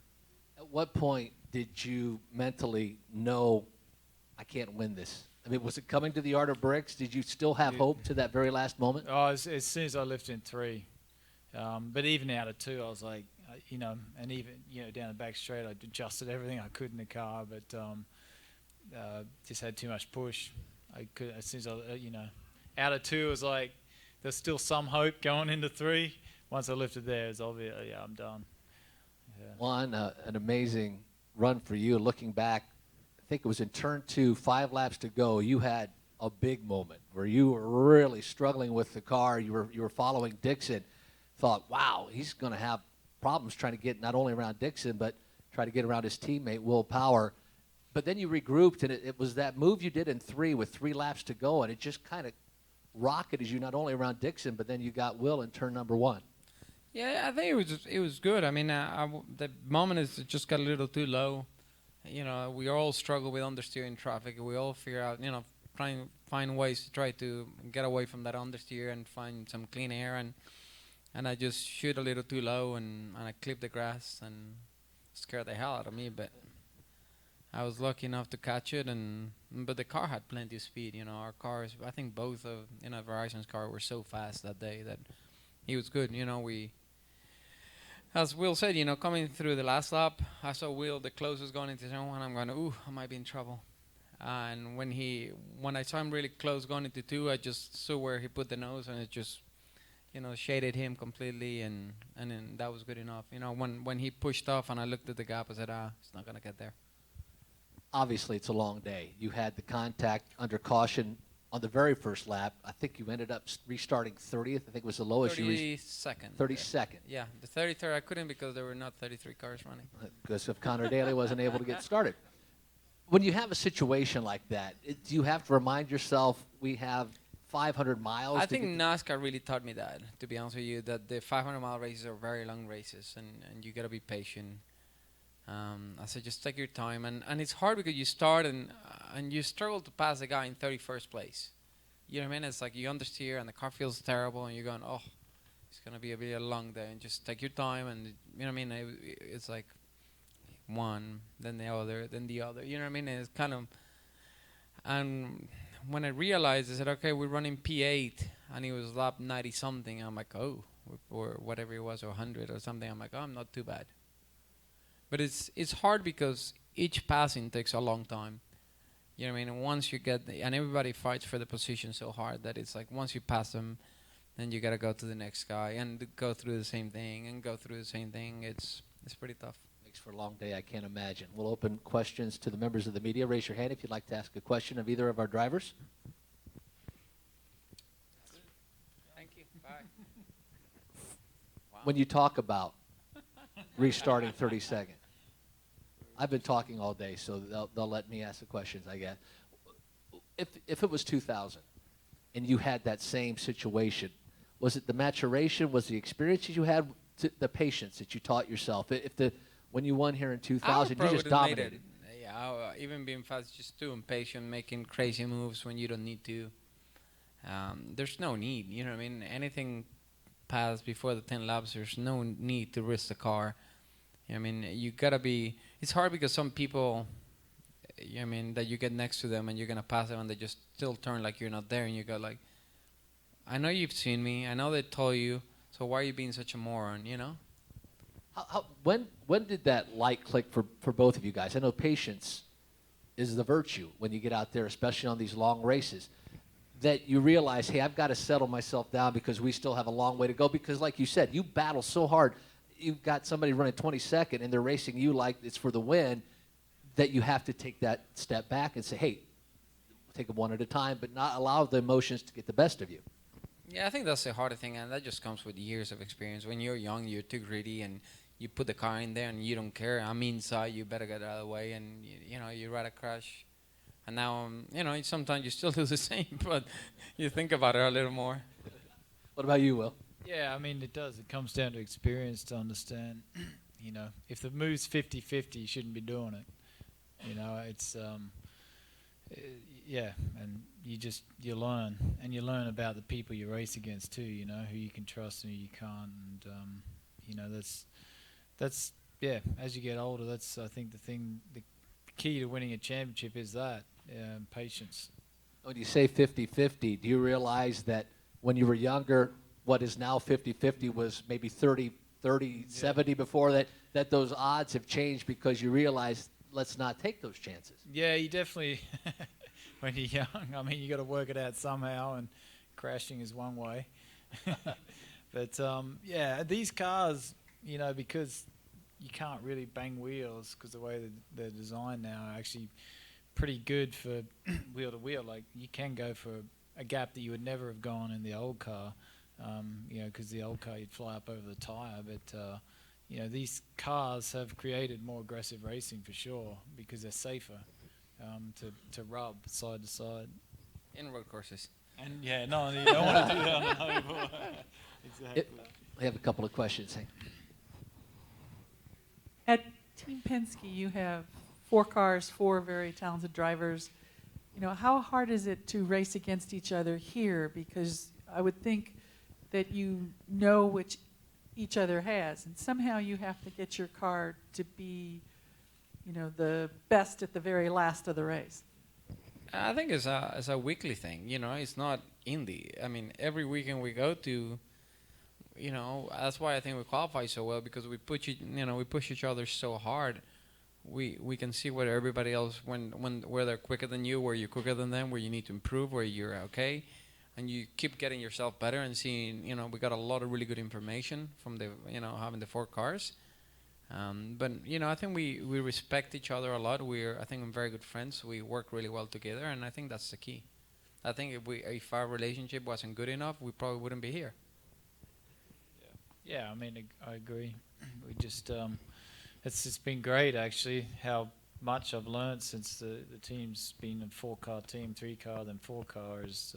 You got so much information available from really good drivers that you just continually adding to your own, you know, own strengths. So yeah, it's a very strong combination. Well, I was wondering if you had learned any lessons from finishing second last year. If there's any moments of the race that you look back on and think this is a teachable moment that'll help me in the future, so that you can get over that hump and finally win the Indy 500. Yeah, I think you definitely got to put yourself in the position. So the final restart's really important to have a good one and be in that top 3 battling it out, almost even top 2. But it's really difficult to know where to be, because if a yellow falls with 6 to go or 5 to go, that might be the end of the race. So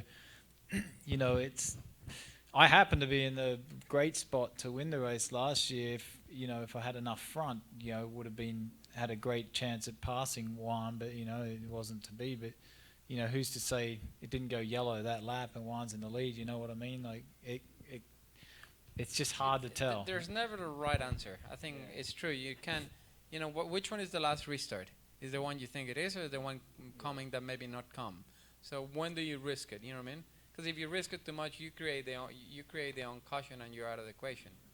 So you just gotta play it as it comes. Any questions down front? Gentlemen, as we embark on the 100th running of the Indianapolis 500, obviously to win the Indianapolis 500, Juan, you've won it twice. This one seems extra special, and Marco Andretti had said, always people will remember Rahal winning the first. To win the 100th, obviously just to win this race is a feat in and of itself, but talk about the importance of the 100th running, if this would mean any more to either of you to win this one. Yeah, I think as a team it means a lot, because it's Roger's 50th of running of the team. And yeah, it's obviously going to be a lot more media attention and attention around this race, but at the end of the day you put your head down and get the car and everything in a position to win it. It would be just obviously phenomenal to win the 100th running. It would be, but I don't think you want to focus on the fact that it's the 100th. You just want to focus on the race itself. Same. Yeah, I mean, I think if you're gonna work harder this year because of the 100, it means you haven't been doing your job. That's a great point. When you gentlemen strap in the car, do you have to look at it from the outside in your role? Do you have to block out of your mind that this is the Indianapolis 500? Do you still get the chills that I am running the greatest race in the world? Yeah, I mean, I think it's the month-long thing. It's a big build-up, and that creates some nerves before the race. But once you're in the car, it's not really like I didn't even. You don't think about it. I didn't even I know think it the introduction and everything with the race is pretty cool. The picture and the cars on the grid is really nice, and the amount of people makes it really special. But once you get in the car, I mean, yeah, the parade laps, you don't want to do. You're more worried about doing something really stupid. Like, yeah, you are. I mean, personally, I am. For me, that's number one thing. Just go. Don't be the first idiot to crash. Well, gentlemen, we will allow the members of the media to do one-on-ones. Best of luck in the 100th running of the Indianapolis 500, presented by Penn Grade Motor Oil. Will, hopefully one better this year. Juan, hopefully 3 for you. We thank you, gentlemen, for your time. If you'd like to embark on one-on-ones, we'll open the floor to the media now. Mark Miles will join us in about 15 minutes. And then we will have a few more drivers to wrap up Media Day here at the Indianapolis Motor Speedway. Again, Mark Miles will be joining us about 2:15.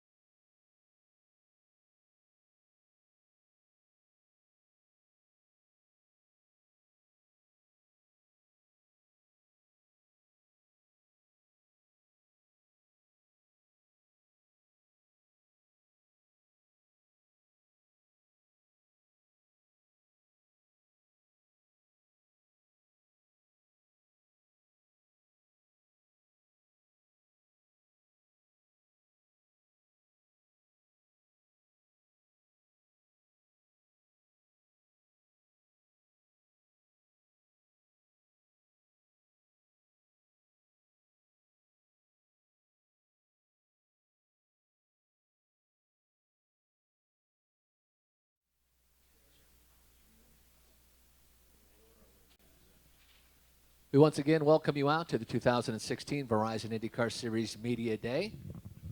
We will have one-on-ones after this presentation, but we'd like to welcome back to the fourth floor of the Media Center the CEO of Holman & Company. This is Mark Miles. Mark? Thank you. This was not really intended to be a news conference. I don't know that I'll be breaking a lot of new ground today, but given that all of you are here, we just wanted to be here and be available and for the most part answer your questions. But to kick that off, I thought I might just make some comments on some things that are percolating that will be new. Most of them are probably not headline grabbers, but for those of you who follow the sport closely, it may pique your interest in one thing or another, and then we can connect you to somebody who can give you as much detail as you may wish. In broad strokes, I would say we are all about as excited as we can be about the 2016 season. The drivers, we met with all the promoters in Scottsdale last week, and the drivers are all here, and we'll be meeting with them tomorrow. And then the team owners at the test in Phoenix at the end of the month. And we get to go through kind of everything. And one of the things that I think is very cool, CJ O'Donnell's in the side of the room here, is to show them the plans for how we view the year from a communications perspective, which basically is designed to leverage the absolutely unique, important, pivotal 100th running of the Indianapolis 500-mile race, and to draw the connections to that legend and to that history, to that epic moment, to all our races.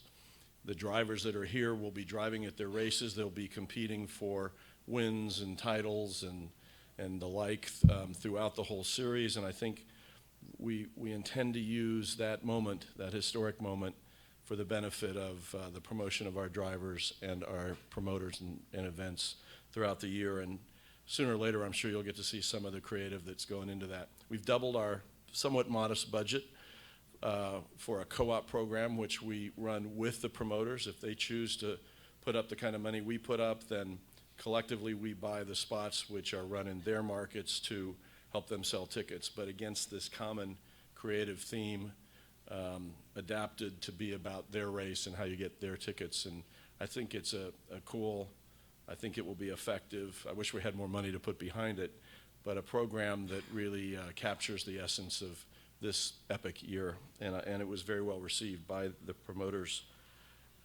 last week. We expect to continue to increase the television audience. We have the same broadcast partners. As you probably know, we increased ratings and viewership on average over the last 2 years by, I think, like 25% and another 13%. I think we'll get over 50% in total increase over the 3 years by the end of this year. That was done through some very careful scheduling, which took some time, but you'll see things like, for example, Sonoma's going to run a little later, which, by the way, if I'm a Sonoma fan, I might say, well, gee, I'd sort of like to be headed home to Sacramento a little earlier, but in this case, Sonoma will run a little later because it allowed us, from a television perspective, to come on right after the end of a NASCAR race and in between, basically, the NFL's afternoon game and their night game. So a window that we think is not just avoiding issues defensively, but really helpful in terms of the opportunity to capture the attention of more fans for that broadcast. And there are several like that where we continue each year to have fewer overlaps in the broadcast with NASCAR.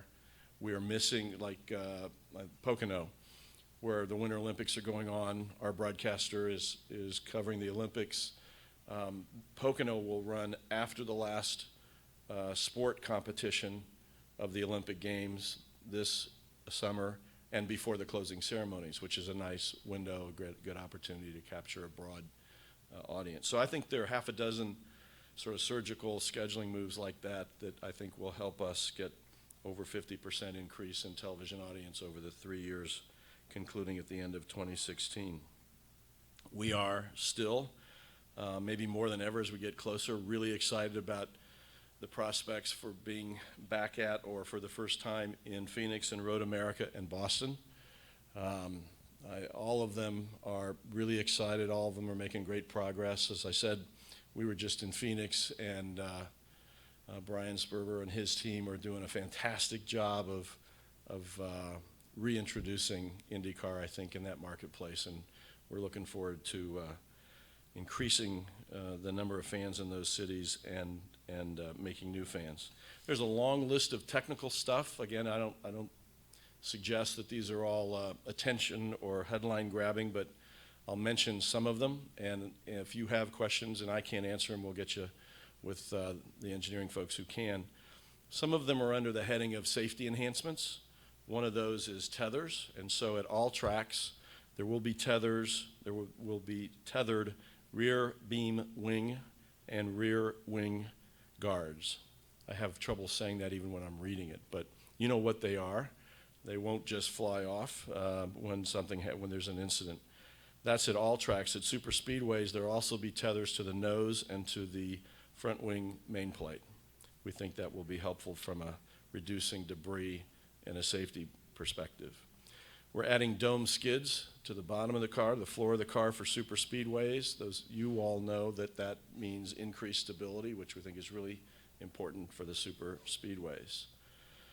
We're adding, we've already announced this previously, but in April, the IMS, we're thinking of it as a safety systems test. So leading up to the 500 here, we have an oval race in Phoenix, and then we'll have this new test here at IMS so that whatever's going to happen at the Speedway will have been run out here prior to that, which we think is important. There are new rear beam wing flaps that are a little NASCAR-esque, but they are meant to kick into and have effect at 15 to 20 miles per hour if a car is going backwards, and basically to keep it on the ground. This was developed with the cooperation of all of our manufacturing partners and some of the teams, and was tested at the Texas A&M wind tunnel up to 230 miles per hour in a tunnel, and there was no mechanical failure. I'd love to see a wind tunnel testing at 230, but they did it, and it seems that it works. It adds 500 pounds of downforce to a car going backwards, which we think will help prevent cars getting in the air in that condition. A couple other things. Push to pass has been increased. This may already be out there by 20 horsepower, so it would go in from 40 to 60 horsepower, make a bigger difference when that's deployed. Things like the fuel probe sensor, which was part of the controversy, I'd say, I think it was Fontana in the 15 car. It will now work much better and basically will have more effect more quickly on an engine in gear when a fuel probe is detected. So there's lots of things like that we think are improvements and part of the steady progress of making IndyCar racing more compelling, more safe, and we're looking forward to seeing how it all rolls out this year. Just some thoughts. I'm happy to take any questions. Yes. Maybe I misheard it, but it sounds like the Pocono race will be tape delayed. No. Okay, so it No, will be it's live live window. after the Olympics are over. Before the closing ceremonies and after the last medal competition, live. Mark, we're doing a series of stories on ESPN about the state of racing around the world. How would you summarize the state of IndyCar racing heading into 2016? Ascending. I think, I think in one of my first opportunities to talk to fans 3 years ago, I sort of felt like IndyCar maybe needed to apologize because we'd put our fans through a lot, and we're not perfect today, but I think the fan metrics are improving. We have to worry about costs, and up until such time as we can infuse more financial resources into the paddock, we have to be very careful about adding costs, and I think the Aero kits were a contributor to a little bit of angst in that regard among owners last year, but we're getting, I think, a handle on that. But I think, what matters most is more fans paying more attention, and I think that's happening. And, we can talk about the metrics, whether they're digital.com or social or broadcast. It's very hard to get a handle on attendance. We actually learned about some new technology in Phoenix last week that may give us a better ability to have a better understanding of by day at each event, how that works. But my sense is if you could sort of normalize for crummy weather and rain last season, that the vast majority of our races had bigger crowds. So I think most about whether we're attracting more fans, and I think the direction's good for us. Hello. You spoke about some NASCAR-esque flaps that when they're going backwards, do they flip up or something? Yes. Okay. I just wanted to clarify that. Yeah, somebody else can give you a little more clarity, but at the top of on the roof, basically, of the NASCAR car, there are these flaps. I'm told ours are more heavy duty and more professionally engineered and cooler and will be more effective, but time will tell. Mark, you had mentioned, Phoenix. The other track would be, not Phoenix. I'm sorry, Pocono, and the other track would be Iowa.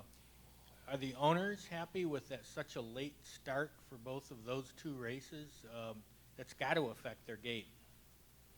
Well, we'll see if it affects the gate. It is difficult for a sport to balance the gate, local fan, attendee considerations, which are very important, with television. I think what our sport has been, where we've had the greatest opportunity and to make up, is on the television side. So we don't ever want to be reckless with the affinity and the loyalty of fans who buy tickets to make the events work. We've got to find a good balance. And if you pick a time when you can't even get on TV because your broadcaster is covering the Olympics in every part of their platform, that's a real problem.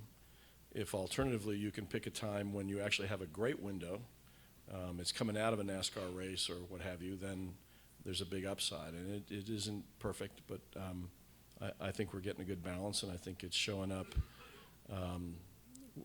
with increases in the biggest numbers, which are television. Mark, you mentioned costs being a factor, and obviously with the Fisher-Hartman situation, car count continues to struggle, and it doesn't look like it's going to get much better with the teams. Sponsorship and costs obviously are a concern in the global economy. What can the series do to bring those costs down? You know, and 3 years ago, we sort of put flags in the ground for some things we thought were really important and tried to say, what would we aspire to be in 3 years? So one of them, for example, was to get a total paid increase of attendance at the Indianapolis Motor Speedway of 200,000 people, which is a 50% increase over those 3 years. We're going to get that, by the way, I think. Another one was to double the amount of money that the series pays to leader circle teams. So basically to go from $1 to $2 million a year. We have increased that by 25%, $1,250,000, and we hope over the next couple of years to get that somewhat higher. But frankly, looking as we look out today, I'm not sure we'll be able to get it up to $2 million per team by 18. And we've had very interesting conversations with some of the team owners, and one in particular was with Michael Andretti. He said, well, there's two ways to sort of accomplish the point of your goal. One is pay us more, and the other is reduce our costs. So what if we organized a combined effort with our technical people at the series and our manufacturers and team representatives to think through where can there be savings? And that doesn't necessarily mean the cost of a part, although it will mean the cost of a part. It can also mean the rationale and the rules for testing, the way they use tires. We think any number of things. So we've got an owners meeting, as I mentioned, in late February, and by then we will have constituted this group. It's not going to be every owner, and you can get too many hands on deck, but there'll be a focused initiative to say, without affecting the popularity of the sport, are there ways that we can reduce costs, which is the same as writing a check, to make the economics better for teams. And I think this is something I'm excited about. I think the team owners believe there are ways, again, that you won't see, that won't affect our appeal and our outreach to fans, but can be sensible initiatives to reduce costs. You mentioned being excited about Boston coming up, and has some of the publicity that some of the no anti-race groups brought up, does that concern you? Is that a real concern for you at all, no IndyCar Boston, and kind of getting the publicity that they've gotten? Yeah. I think the short answer to the question is that we fully expect the race is going to go on. It's going to be a great success. We were with a representative of the promoter last week in Arizona and went through sort of where they are on suite sales and sponsors in the queue, and that all looks terrific. I'm not a political analyst that can give you all the real truth about what's going on the ground, except that I know that our promoter, working with the mayor's office there, has worked very hard to make every accommodation to people who live right there who might be inconvenienced to any extent, and to speak to the concerns of anybody who might fear the worst, if you will, with a new event they've never experienced. But I think it's true that there are 5 different owners of parts of that track or the facilities adjacent to the track that come to bear. The city owns a piece, they're one of the 5. But you have Mass Port, you have Mass Highway, you have the Convention Center, it's either 4 or 5. And just the task of getting all of them not on board conceptually, which had happened, we thought, when we made the announcement last May, I think it was May, but every nit documented is a lot of work. So I think the show's going on. I think it's going to be a stupendous location and a great city. We're really excited about the chance to capture the attention of more college students who descend on that city in the hundreds of thousands numbers just before we race, and to be in the East Coast. So it's important to us that it works, and there are certainly challenges.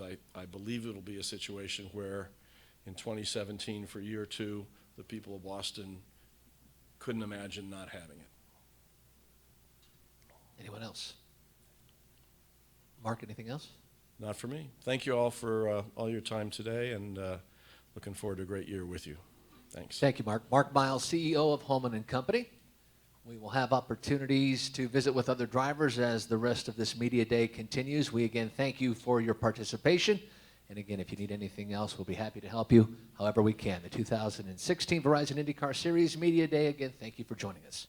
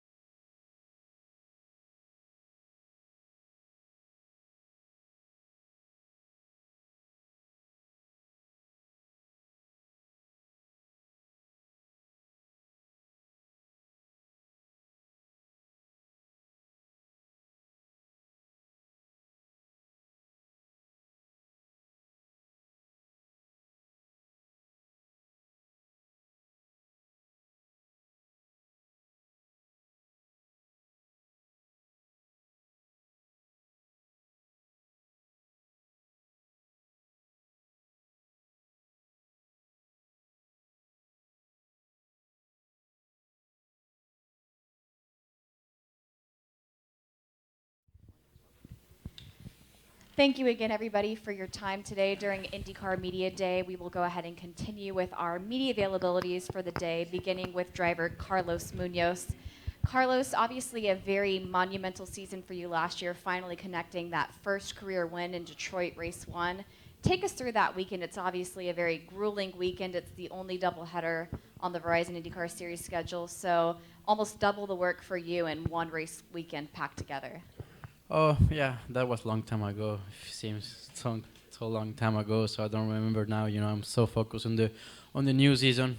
Past is past. I like to always focus on the future. It was nice to have my first win last year. Not the way I wanted to win my first race, you know, but like Michael said, take the win, and a win is a win in IndyCar. So I take it. Hopefully this year I have much more, and you know the main goal is to be fighting for the win in each race. And speaking of the future, the 2016 season is coming up extremely quickly. It's looking to be a very exciting season with the addition of a couple of new venues, some returning venues, and of course the 100th running of the Indianapolis 500. The Indianapolis 500 is a race that you've seen extreme success on. What are you looking forward to about that race, and what would it mean to you to win the 100th running? Yes, this year is the 100 runnings, the race that everyone wants to win. The teams, especially the sponsor, are putting so much pressure on the teams to win this race. As a drivers, I think all the drivers who sitting here, they say the main goal is to win the 500. But I want to approach it differently. You know, I want to approach as it was like a normal 500. We can say so. If you think it's the hundreds and you have to win it, you will put pressure on yourself, and that's not good. So I want to approach it as any 500, any other race of the current year, like St. Petersburg. I approach it the same. You know, I've been approaching the 500 the same way I approach the whole race, because if you think it's the 500, the big race, you're gonna put a lot of pressure on yourself. So this year is gonna be spectacular, the show outside the track and inside the track. So, but looking forward for St. Petersburg, but first for Phoenix for the open test. It's gonna be for sure first time with the new kit, so it's gonna be really challenging for sure, the first open test. The Verizon IndyCar Series often boasts having the most diverse drivers in motorsports. You are one of our drivers from Colombia, one of a strong contingent of Colombians in the series. Have you gotten to go back to Colombia over the off season and seen the support that your home country's been showing? Yeah, you know, I've been going a lot to Colombia. Unfortunately, I couldn't go to Juan Pablo's race that he organized all the years because I had an issue with my passport, with my visa, so I couldn't go out from the country. You know, that's bad being Colombian. But I saw so many, you know, Colombian. Right now, the fans are getting so much more.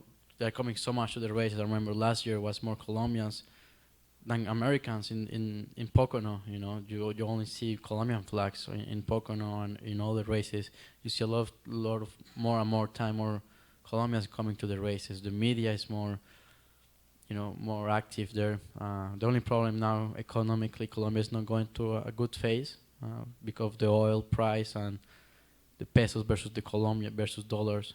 So it's been hard to be finding some support from Colombia. But the good thing is like the fans, we have it there. The fans is growing so much, especially after Juan Pablo's win last year, the 500. Like it makes the people that used to watch the races when he was in Formula One awake now. You know, and me, you know, after my first win in Detroit as well, I gave a lot of new fans, and you know, last year was for Colombians, and that's a lot of Colombians. Any questions for Carlos? Yes. Aside from the obvious of winning, what personal goals do you have for yourself this upcoming season? Personal goals, I love to go race by races. You know, I like to personally do the best jobs I can. You know, outside the track, being trained physically, mentally, and work with my team, with my engineers, with my new staff. I have this year. I have a couple of new people on my team, and you know, if the team as well does the good job, the results will come and the wins will come. Is to try to be in all the races, fighting for the win. That's the main goal. Try to be up front, be competitive, and in the end of the year, win a lot of races. It's not only the 500. Of course, I want to win the 500, but as well, I want to be more competitive and to be more in front. Thank you. Any other questions for Carlos? Wonderful. Well, Carlos, Thank thank you you. so much. He'll be available at the front for any one-on-ones, but thank you for joining us.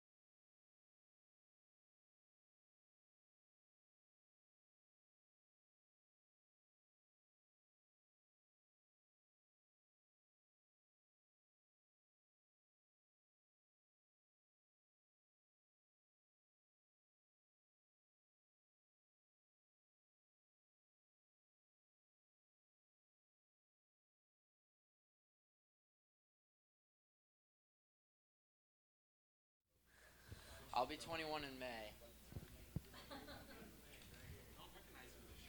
Okay, well, Sage Karam has jumped the line and shown up a little bit early, and we are happy to have him. Sage, welcome to the IndyCar Media Day. I know you've been around doing some booths throughout the day. How great does it feel to be back in the IndyCar circuit? Yeah, no, it's cool.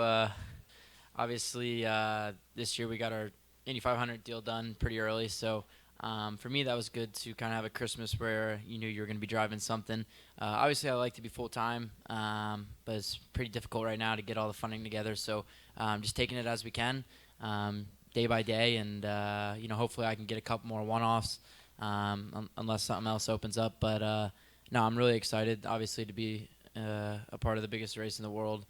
On May 29th, it's going to be probably the greatest day of our generation, so if anybody's generation, really. So really looking forward to that. You referenced your deal, a very unique deal between Dry and Reinbold and also Gas Monkeys. Tell us about how that came about and the unique sponsorship that they bring to the team. Yeah, well, Gas Monkey Garage is based in Dallas, Texas, and they have a show called Fast and Loud on the Discovery Channel. I was actually a fan of the show before I knew this was coming about, and I saw an episode about 2 weeks before I knew, where they were sponsoring a pro stock drag car, and I'm just sitting there and I'm thinking, man, we got to get these guys in IndyCar. What are they doing wasting their money in drag racing? Come on, let's go IndyCar racing. And sure enough, like 2 weeks later, I get a call from Dennis because we already had the deal done, but he promised he wouldn't tell me the sponsor until like it was totally done. And he told me it was Gas Monkey Garage, and I kind of like freaked out because it's a pretty cool sponsor, and you know, they build fast cars. I drive fast cars, so it's kind of one love thing going on. Went down there and visited them, and they're really cool guys. You know, they're you're gonna see them around probably a month of May, and you can't miss them with their beards, and you'll probably see Richard walking around with a beer in his hand. So you know, they're looking forward to this. I know that for sure, and they have an amazing fan outreach, and I think it's going to be big for me, the team, and for IndyCar as well.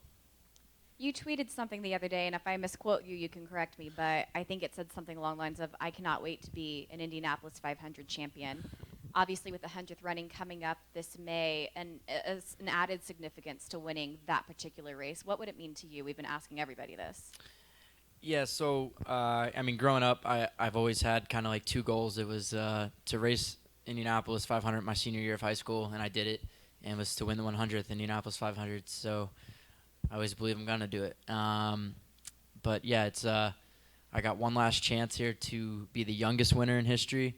I look at it as third time's a charm, so, you know, I'm really looking forward to it. I mean, to win it, I try to think about it every night, but I can't really, like, think what would life be like after you win it, because I really don't know how I'd be able to handle it or anything. It just kind of be one of those things that hits you, and when it hits you, it's probably a pretty special, amazing thing. So, you know, it's just one of those things you think about every day is racing around here and winning. But until you do it, you know, it just keeps you so hungry and wants you to succeed at it. And I think that's why we respect this place so much, is because of the history and the heritage and everything that we want from it, and that it can give you in life if you succeed here. You referenced your age, that you're one of the younger drivers. We've seen many of the younger drivers come through here today, like Joseph Newgarden, like Graham Rahal, like Spencer Pigot, Conor Daly, several of them. What does that mean to you to know that you are one of the next generation of the Verizon IndyCar Series drivers, the future legends that, you know, 100 years from now when they're doing the 200th running of the Indianapolis 500, they remember you? Yeah, well, I mean, it's good knowing that, you know, I'm one of the young up and comers, because there's not a lot of us. It's only a handful of us that have actually gotten seat time and are the next kind of guys in line. I just need some of the old guys to hang it up, so to give us more chances. So no, we're just playing the waiting game. That's it. And you know, I just remember coming to my first Indianapolis 500. It was in 2003, I believe, and you know, seeing the cars was cool, hearing the cars was cool, but when I saw them all come down the first time in rows of three, and all 33 cars rolling through turn one, it was a pretty amazing thing, and I think that's what stuck the most with me, was just seeing them all in the first lap, and that made such an impact on me. And now looking at it, you know, I'm one of those guys that's in one of those rows that's, you know, there's a little kid in the bleachers that was 5 years old, 6 years old, whatever, and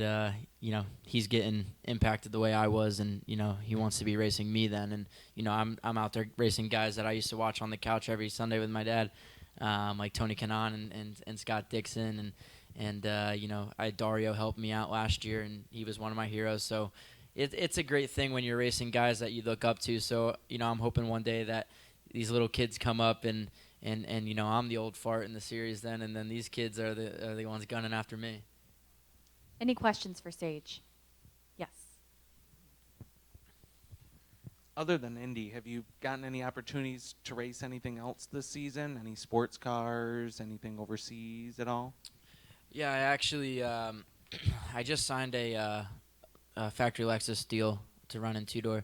So the car's not ready yet. We're making some modifications, going to get some testing done, and you know, we're hoping to be on the grid at Detroit or Laguna Seca, depending on when it's done. And you know, we should be running the remainder of the schedule. I'll be teammates with Scott Pruitt. So you know, we had a relationship at Ganassi. You know, we raced a 24-hour, 12-hour, 8 hours of the Glen. So you know, we work well with each other. We got second here actually, and you know, so it's going to be fun. You know, it's one of those. I'm really looking forward to it. It's a factory deal. It's not something you come by every now and then. So, it's going to be a learning experience for me, and it's also just going to give me more laps, keep me sharp, and learn how to develop a car better. Thanks. Yep. If any opportunities come up to participate in an IndyCar race while you're racing the Lexus sports car, are you able to do that?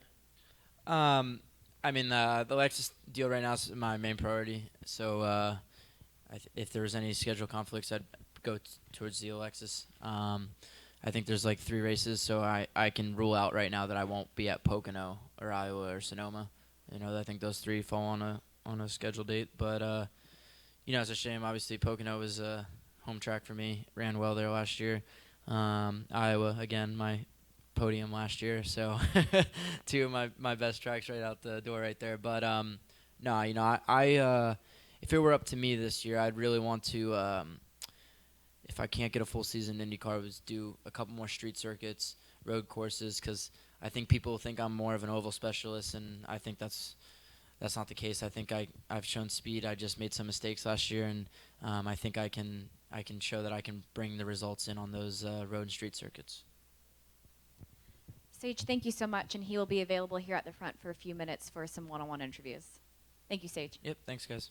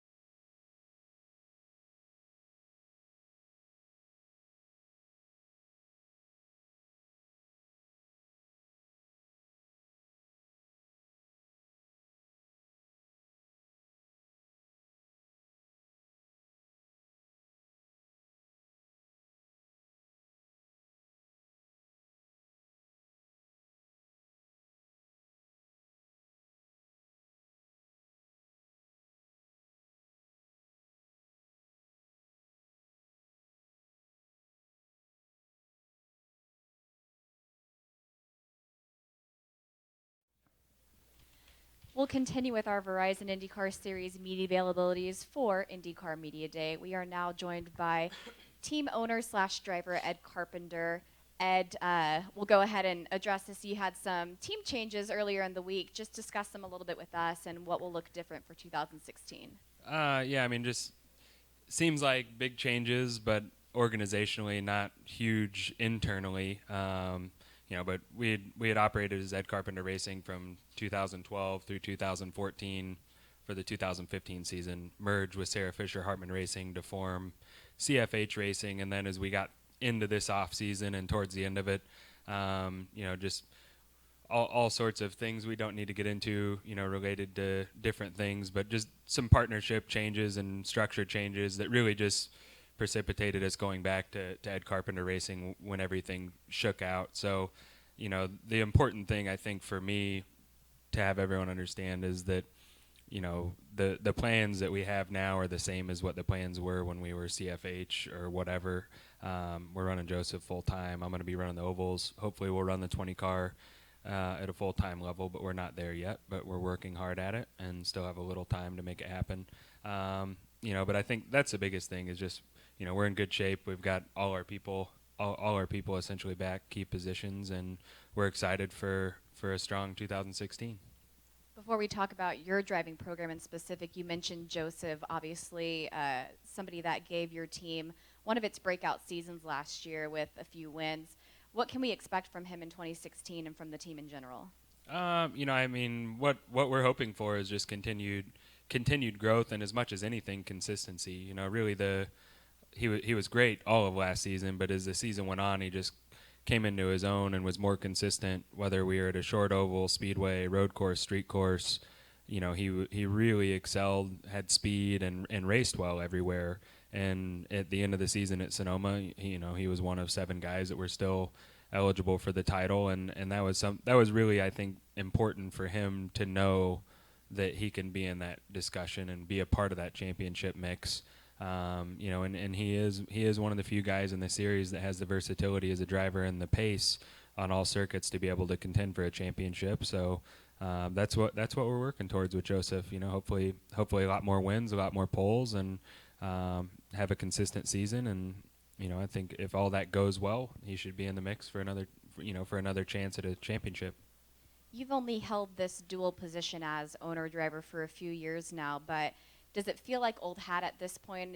Are there still things that you're adjusting to, or do you miss just focusing on the driver aspects of it, or what is this new challenge presented to you? This will be the start of the 5th year of owning, driving combination. That's 4 years is a long time. Going into the 5th year, there are times, I won't lie to you, where it would be nice to just be worried about driving, but at the same time, the rewards you get from ownership and the organization and all the people we get to work with, it's a lot of fun when things go well, and we're really dedicated to making our team successful long term and sustainable, and having good results on track and winning races. So I'm enjoying it. I think you continue to learn each and every year. You always try to get better and analyze yourself and figure out what we can do to do a better job. But I do enjoy it. 4 years is a long time in racing years, anyway. It is. Absolutely. So throwing the owner hat aside, focusing on your specific driving program for 2016, we know how much Indianapolis means to you and how much it would mean to you to get to the 100th running, but in your own words, what would the significance of that be? The Indianapolis 500 every year, is the highlight of my racing professional season. That if I'm fortunate enough to qualify again, this will be my 13th. Which I'm pretty proud of. Every year I add on, the list gets smaller of guys that have done that many. And I feel like every year we've been here, we've had competitive situations and getting better and getting closer to being able to figure out how to win the race. So just excited that race season's getting closer. I'm excited that Indy won't be my first race of the season, that we get to go to Phoenix before we get here, which is fun. So. As far as the 100th, I think it's obviously a huge deal. We're talking about it a ton. You just look around and see all the improvements and energy that's going into making it an even more special event than Indy is every year. But from the driver's perspective, it's Indy 500. It's the highlight of our year and the most important race every season. So it doesn't really change the approach from that side. But from the outside, there is going to be more going on, a little more excitement, a little more build-up. But when it comes to preparation and all the things we're working on and focusing on, you try to just tune that out and get prepared like you normally would. You mentioned Phoenix, and actually IndyCar will be kicking off its spring training at an open test in Phoenix in late February. What are some things that you're looking forward to about the series return to that track? I grew up going to Phoenix pretty much every spring break through my youth, and then when I was running midgets and Silver Crown, started racing out there in '99. So I started racing there in '99 and was there the last IndyCar race in 2005. So I have a lot of fond memories of Phoenix, the racetrack. I haven't been back since they made some changes, but we'll be there testing on Monday. So I'm excited to get reacclimated with the track. It's a great place to race. I think it'll be even better now with the changes they've made and with our cars, how they are now relative to 2005. So really looking forward to it. From everything I'm hearing, it's going to be a great event. That's right, a Chevrolet test coming up, so you'll be watching the Super Bowl in Phoenix, in other words. Yeah, obviously pulling for Peyton, but when the Colts aren't in there, I'm not that worried about it. It's time to shift focus to things that are more important, and that's our race team. Wonderful. Any questions for Ed before we let him go? Yes. You mentioned working on funding to continue the 20-car running on the road and street courses. Are you still looking at Luca if you can maintain that, or are you looking for a different driver? We're looking at all scenarios, really. I still talk to Luca and his management team frequently, so I wouldn't say that that's off the table, but, it's trying to find, the right deal and a deal that we all feel comfortable with. So we'll see what happens. Ed, I know you said you didn't want to talk about what happened, but can you talk about how much of a setback was it for you, or was it a setback? Or I don't feel like it was a setback. That's where I think there's some misconception, just because the announcement that you're changing names seems dramatic and like there's a whole lot going on. The reality is our off season started after Sonoma was over, and our preparation for this year started, and it's been continuous and ongoing and very productive. So we changed names, but everything going on in the race shop, employees, preparation plan, it's all just been a continuation. It's changing logos around, but as far as key positions, management, structure, for the most part, it's the same. It's a different group of owners that we report to as management of the team, but I don't feel like it's a setback, as far as getting ready for the season or changing our goals or changing our focus. That's been a continuation, from the start of 2015 to now.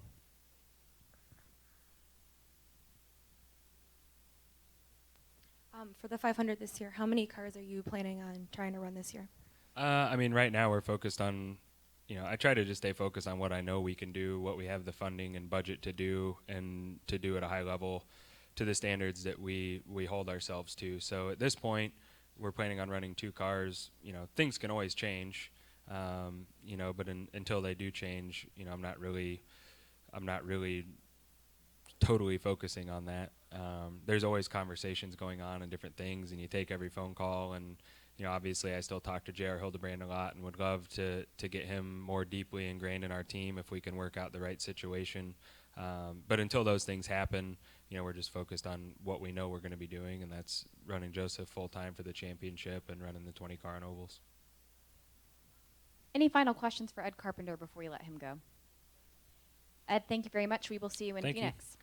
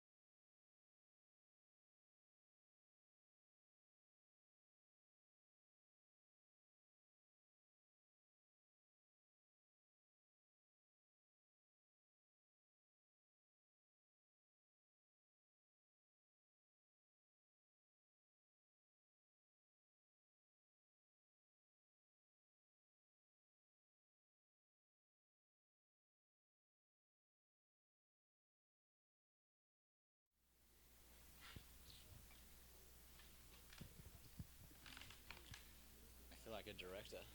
You should feel like a director. Thank you again, everybody. We'll go ahead and continue with our media availabilities for the day. Joined now by Matthew Brabham, who will be racing the Grand Prix of Indianapolis this May and also the 100th running of the Indianapolis 500. I feel like we keep asking everybody this, but especially for you, somebody who will be racing in their first Indianapolis 500 at such a significant race, this must mean so much to you.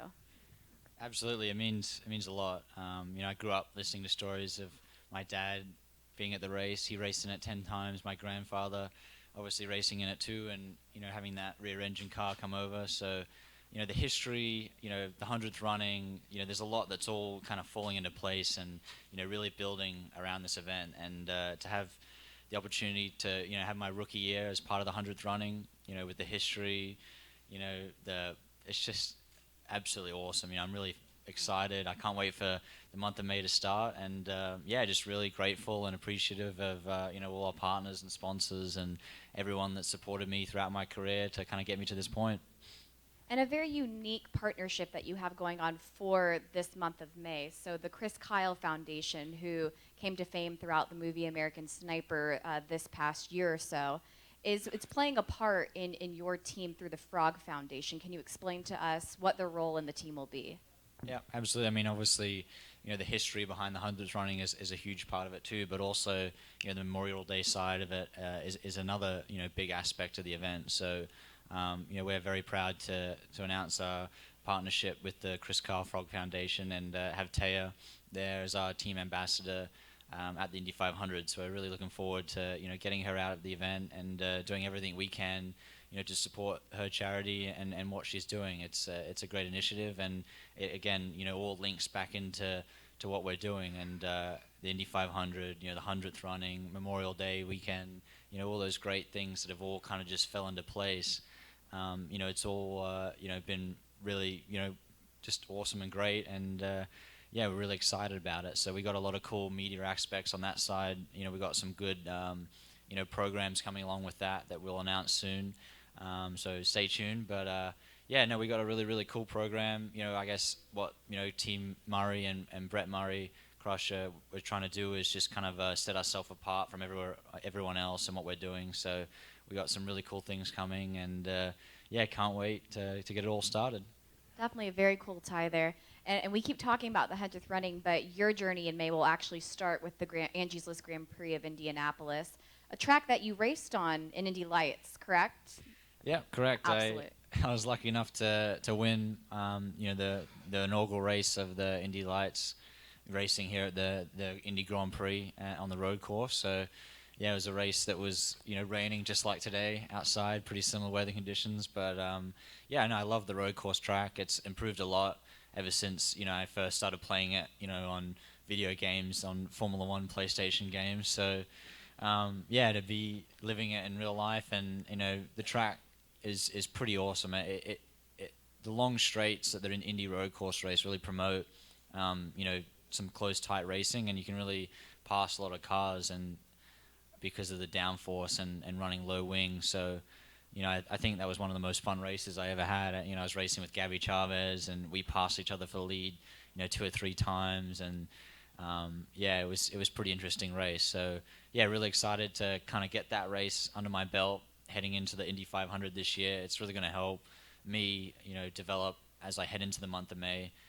We got a couple of test days before to get used to it, but I think the biggest thing for me is just going to be getting used to the pit stops, team strategy, how the team operates and works, what's different from IndyCar to Indy Lights, and doing the Angie's List Grand Prix is a fantastic event to do that at, because obviously I've raced there before.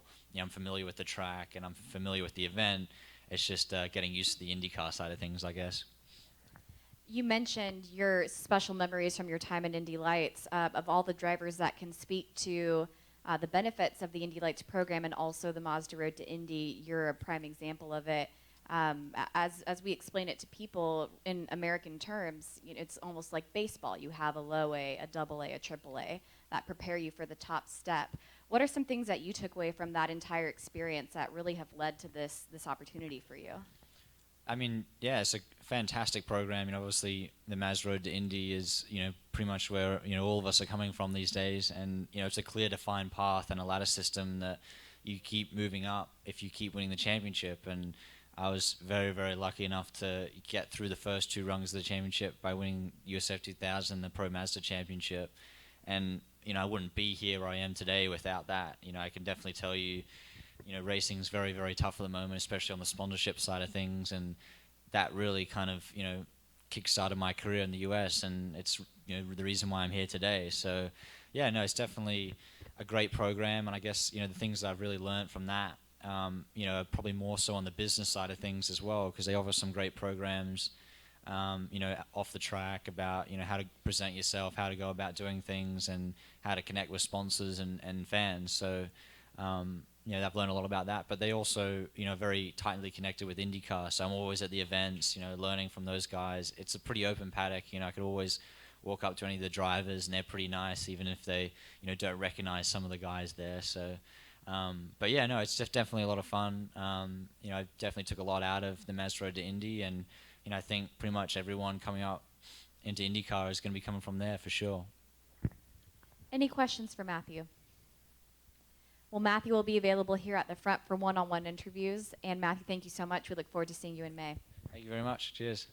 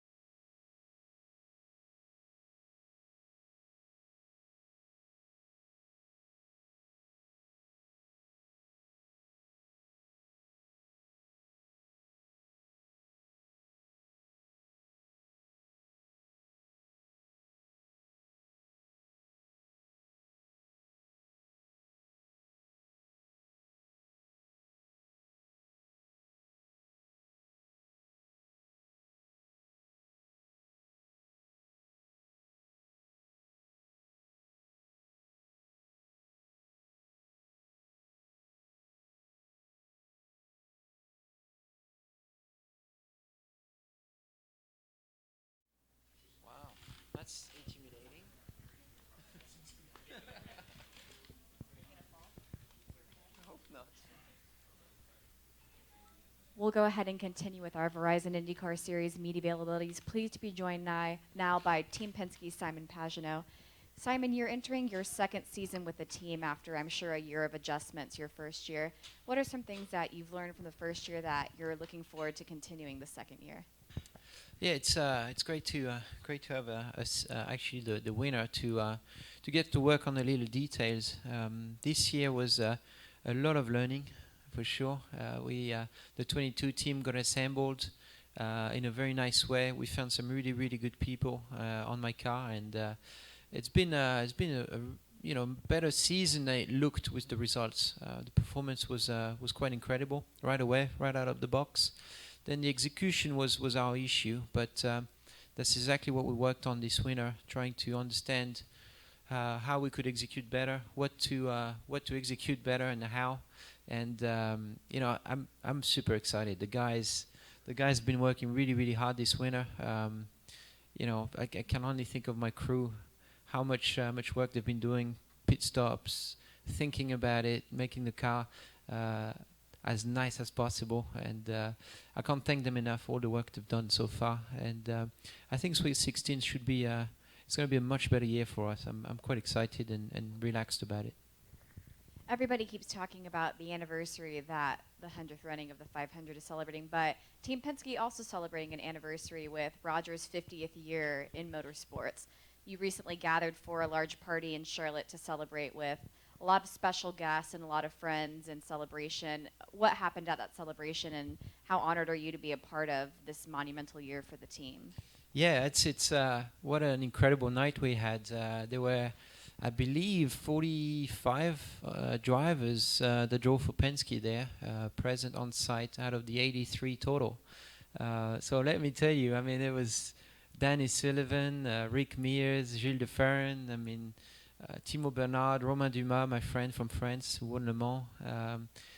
Incredible drivers. I mean, I couldn't name everybody because it would take a while, but it was, it was a great evening because we were talking about the history of Penske racing, 50 years, and everything that Roger went through throughout those 50 years, and all the history that happened, how he created this team and what it became. And I think you can think of a team like Penske would be a team like Ferrari in Formula One, which is incredible to think that way.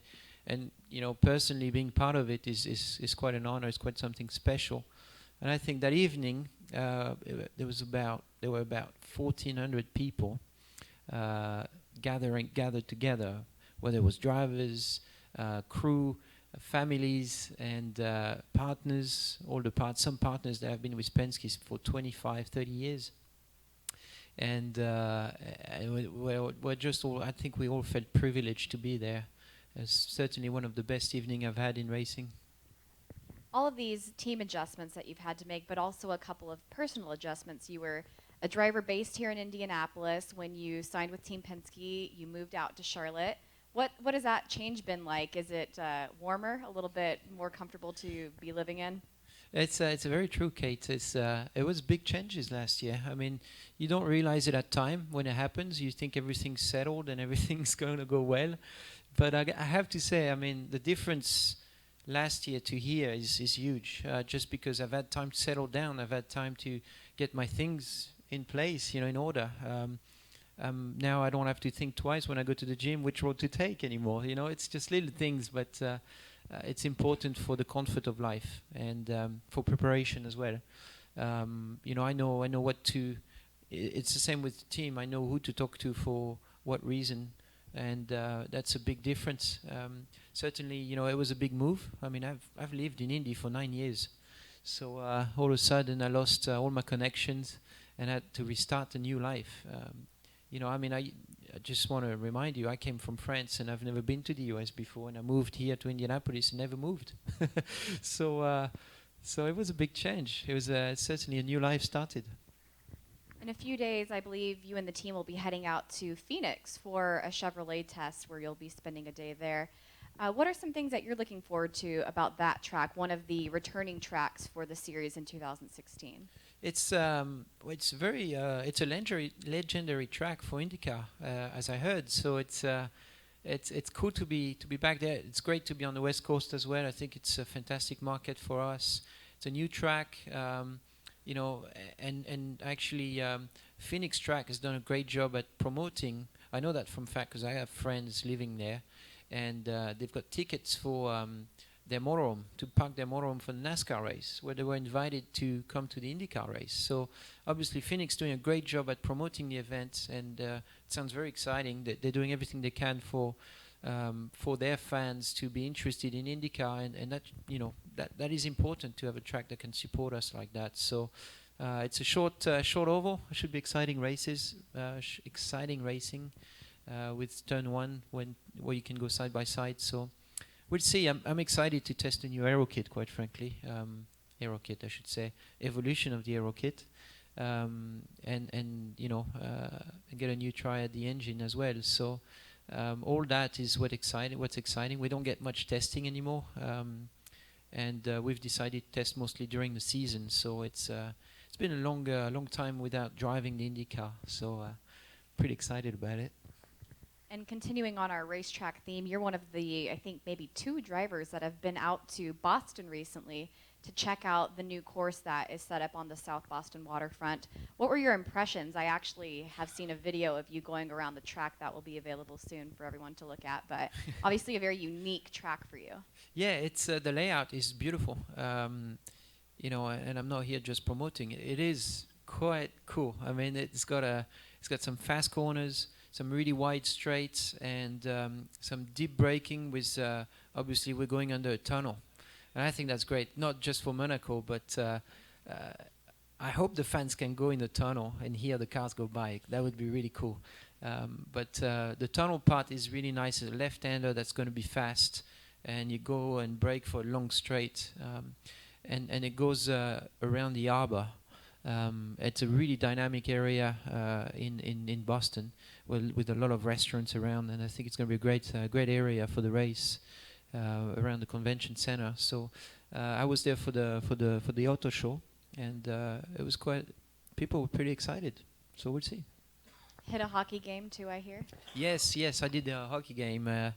I was lucky to be in the suite, so I had a great view. That game was super fast. It was crazy. I couldn't follow the game, really. It was too fast. What have you been up to over the off season? We saw, speaking of hockey and ice, that you've been doing, I believe, some ice racing in Andorra. Where were you? Yeah, I went to Andorra, between France and Spain. I've been invited to do this. It's a winter championship that's organized in France. It's been going on for 25 years. It's called the Trophée Andros. You know, I don't know if you guys know the jam, Bonne Maman. You know that jam? Raspberry jam and all that stuff. Well, it's the same company that is called Andros, and they basically partner and sponsor this series. They've been sponsoring that series for 25 years. And they've asked me to come for 6 years, and the schedule wasn't allowing me to go.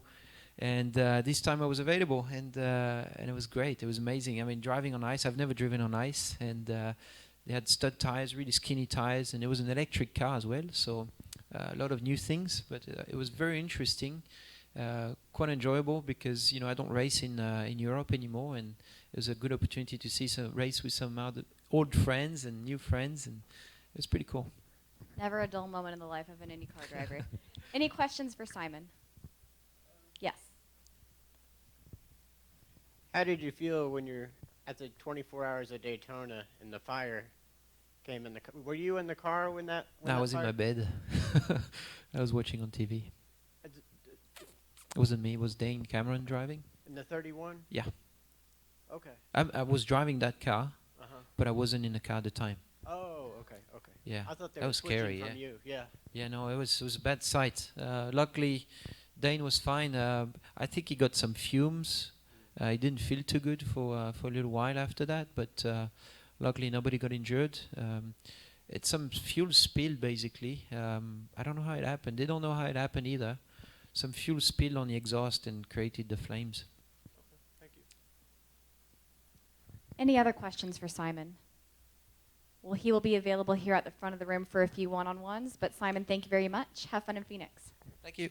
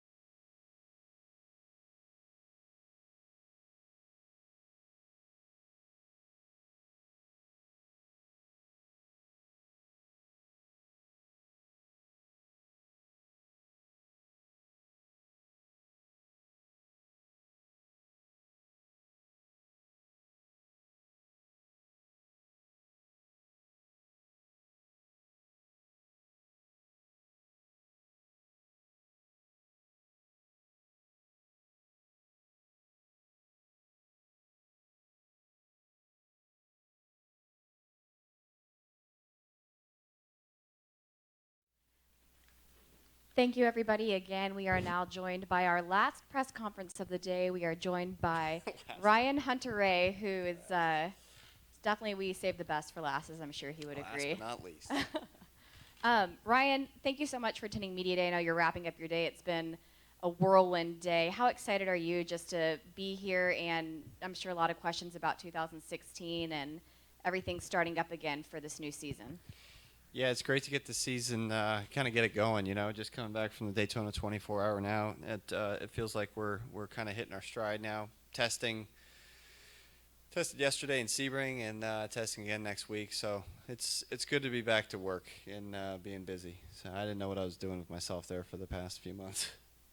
So Rolex, Sebring, how much have you slept in the past maybe 48 hours? Not much. Got a little bit of that sore throat coming on, and I drove almost 9 hours at Daytona and then went to Sebring and did a full day of testing in the 80-degree weather there. So it's been a pretty good physical test, but it's good. You know, it gets you in good car shape and gets you ready for the season. But I am looking forward to sleeping tonight all the way through. And you're one of the few drivers that have come through the press conference room that has an Indy 500 win under their belts. Obviously, as we look out the windows, we see, you know, the preview of the 100th running and the preview of the Angie's List Grand Prix of Indy. How excited are you for the month of May and another shot at a Borg Warner trophy? You know, I can't wait. We've been working hard, you know, with Honda trying to make some gains. We're staying with the same Aero kit package, the Honda is, as we had here last year. And obviously last year we didn't, as a whole, as a group, perform to where we wanted to. So hopefully we can improve on that. We'll see. We're waiting on a few things here and there, but looking forward to my first super speedway test so I kind of can feel where we stand compared to our competition. But certainly last year Chevy had the upper hand on us, kicked our teeth in a little bit, so we're ready to come back fighting.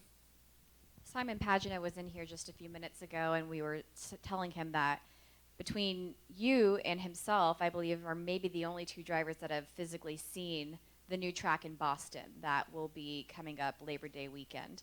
What were your thoughts when you were out there maybe just a couple of months ago, and the thoughts that you gathered from the local interest? You know, the three ads that we did have were just fantastic. Boston, Road America, and Phoenix couldn't have asked for better additions to the IndyCar schedule.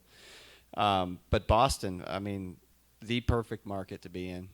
The track location is amazing. I can't for the life of me figure out how anybody puts on a street race because there's so much work that goes into it. There's so much logistically that has to happen. When you see it, the site undeveloped, when you see it just you know, roads, city streets, and you see where the tunnel's going to be, and you know, it's amazing that you can even pull something like that off. So huge potential. The site and where I saw it and how it's going to be and the plans for it, massive potential. I hope it's you know, it's one of our cornerstone events. And we're jumping around the schedule a little bit, but you actually also, in your travel adventures, just got back from Phoenix, participating at the Concours d'Elegance event up there with some former Indy 500 winners. I don't think you got out to the track, but when you looked through the city, did some memories come up? Did you know, some ideas in your head of what the IndyCar race there might look like? You know, anytime you add a short oval, I'm a big short oval guy. You know, I love IndyCar racing on short ovals. It's like peas and carrots. They just go together. And anytime we can do that, I'm all for it. And you know, Phoenix is a great market to be in, just like Boston is. Phoenix is a great market to be in. I think it was one we've been talking about for a long time. All the drivers were hoping it was going to happen. So I'm really looking forward to getting there. I haven't been on that track in, gosh, since I was probably 17. So it's been a while. And some dad things over the off season, I'm sure too. Getting to spend some time with your family. Did the off season spare you any time for a lot of new memories like that? Yeah, it's great actually. You get used to seeing the kids for a little bit and them changing and growing and all that. And then you get on the road more. And you know, my youngest is getting ready to walk, so I keep telling Becky to knock him down until I get home. Hopefully, you know, I get home tomorrow night. So hopefully, hopefully he can hold off till then. I missed Ryden's first step, so hopefully I don't miss this one. Absolutely. Any questions for Ryan? Yes. You drove the Sebring test. How did the kit feel? It was good. You know, we had a good test, but you don't know unless you're out there with your competition, you know. And Sebring is such a wild card because one day you show up there, you can't figure the car out. You're scratching your head. The next day, this track is just strange. The next day, you show up and you feel like you're a superstar. And it just changes with humidity, track temperature. So very, very tough to tell you where we are based on a Sebring test. But we had some promising, runs there. And certainly we have to get on track against our competitors, especially our competitors at Chevy, to understand where we stand. And Brian, before we let you go, obviously some great news out of Honda earlier this morning that they'll be continuing their partnership with IndyCar. What has Honda provided to you throughout your career, and especially of late with their relationship with Andretti? Yeah, I have a phenomenal relationship with Honda. They've done so much for me in my career, but the sport itself, they've just been, they really have been the backbone. And through all the years of when I first came into the Indy Racing League in 2007 through 8, 9, 10, 11, and then into the when competition did come in, Honda stayed true and continued to fight and win races, and I'm thrilled that I have an Indy 500 win with them. Now I want to go get a championship with them. Thank you, Ryan. Well, Ryan will be available here at the front for a couple of one-on-one interviews, and we thank him for his time. All right. Thank you.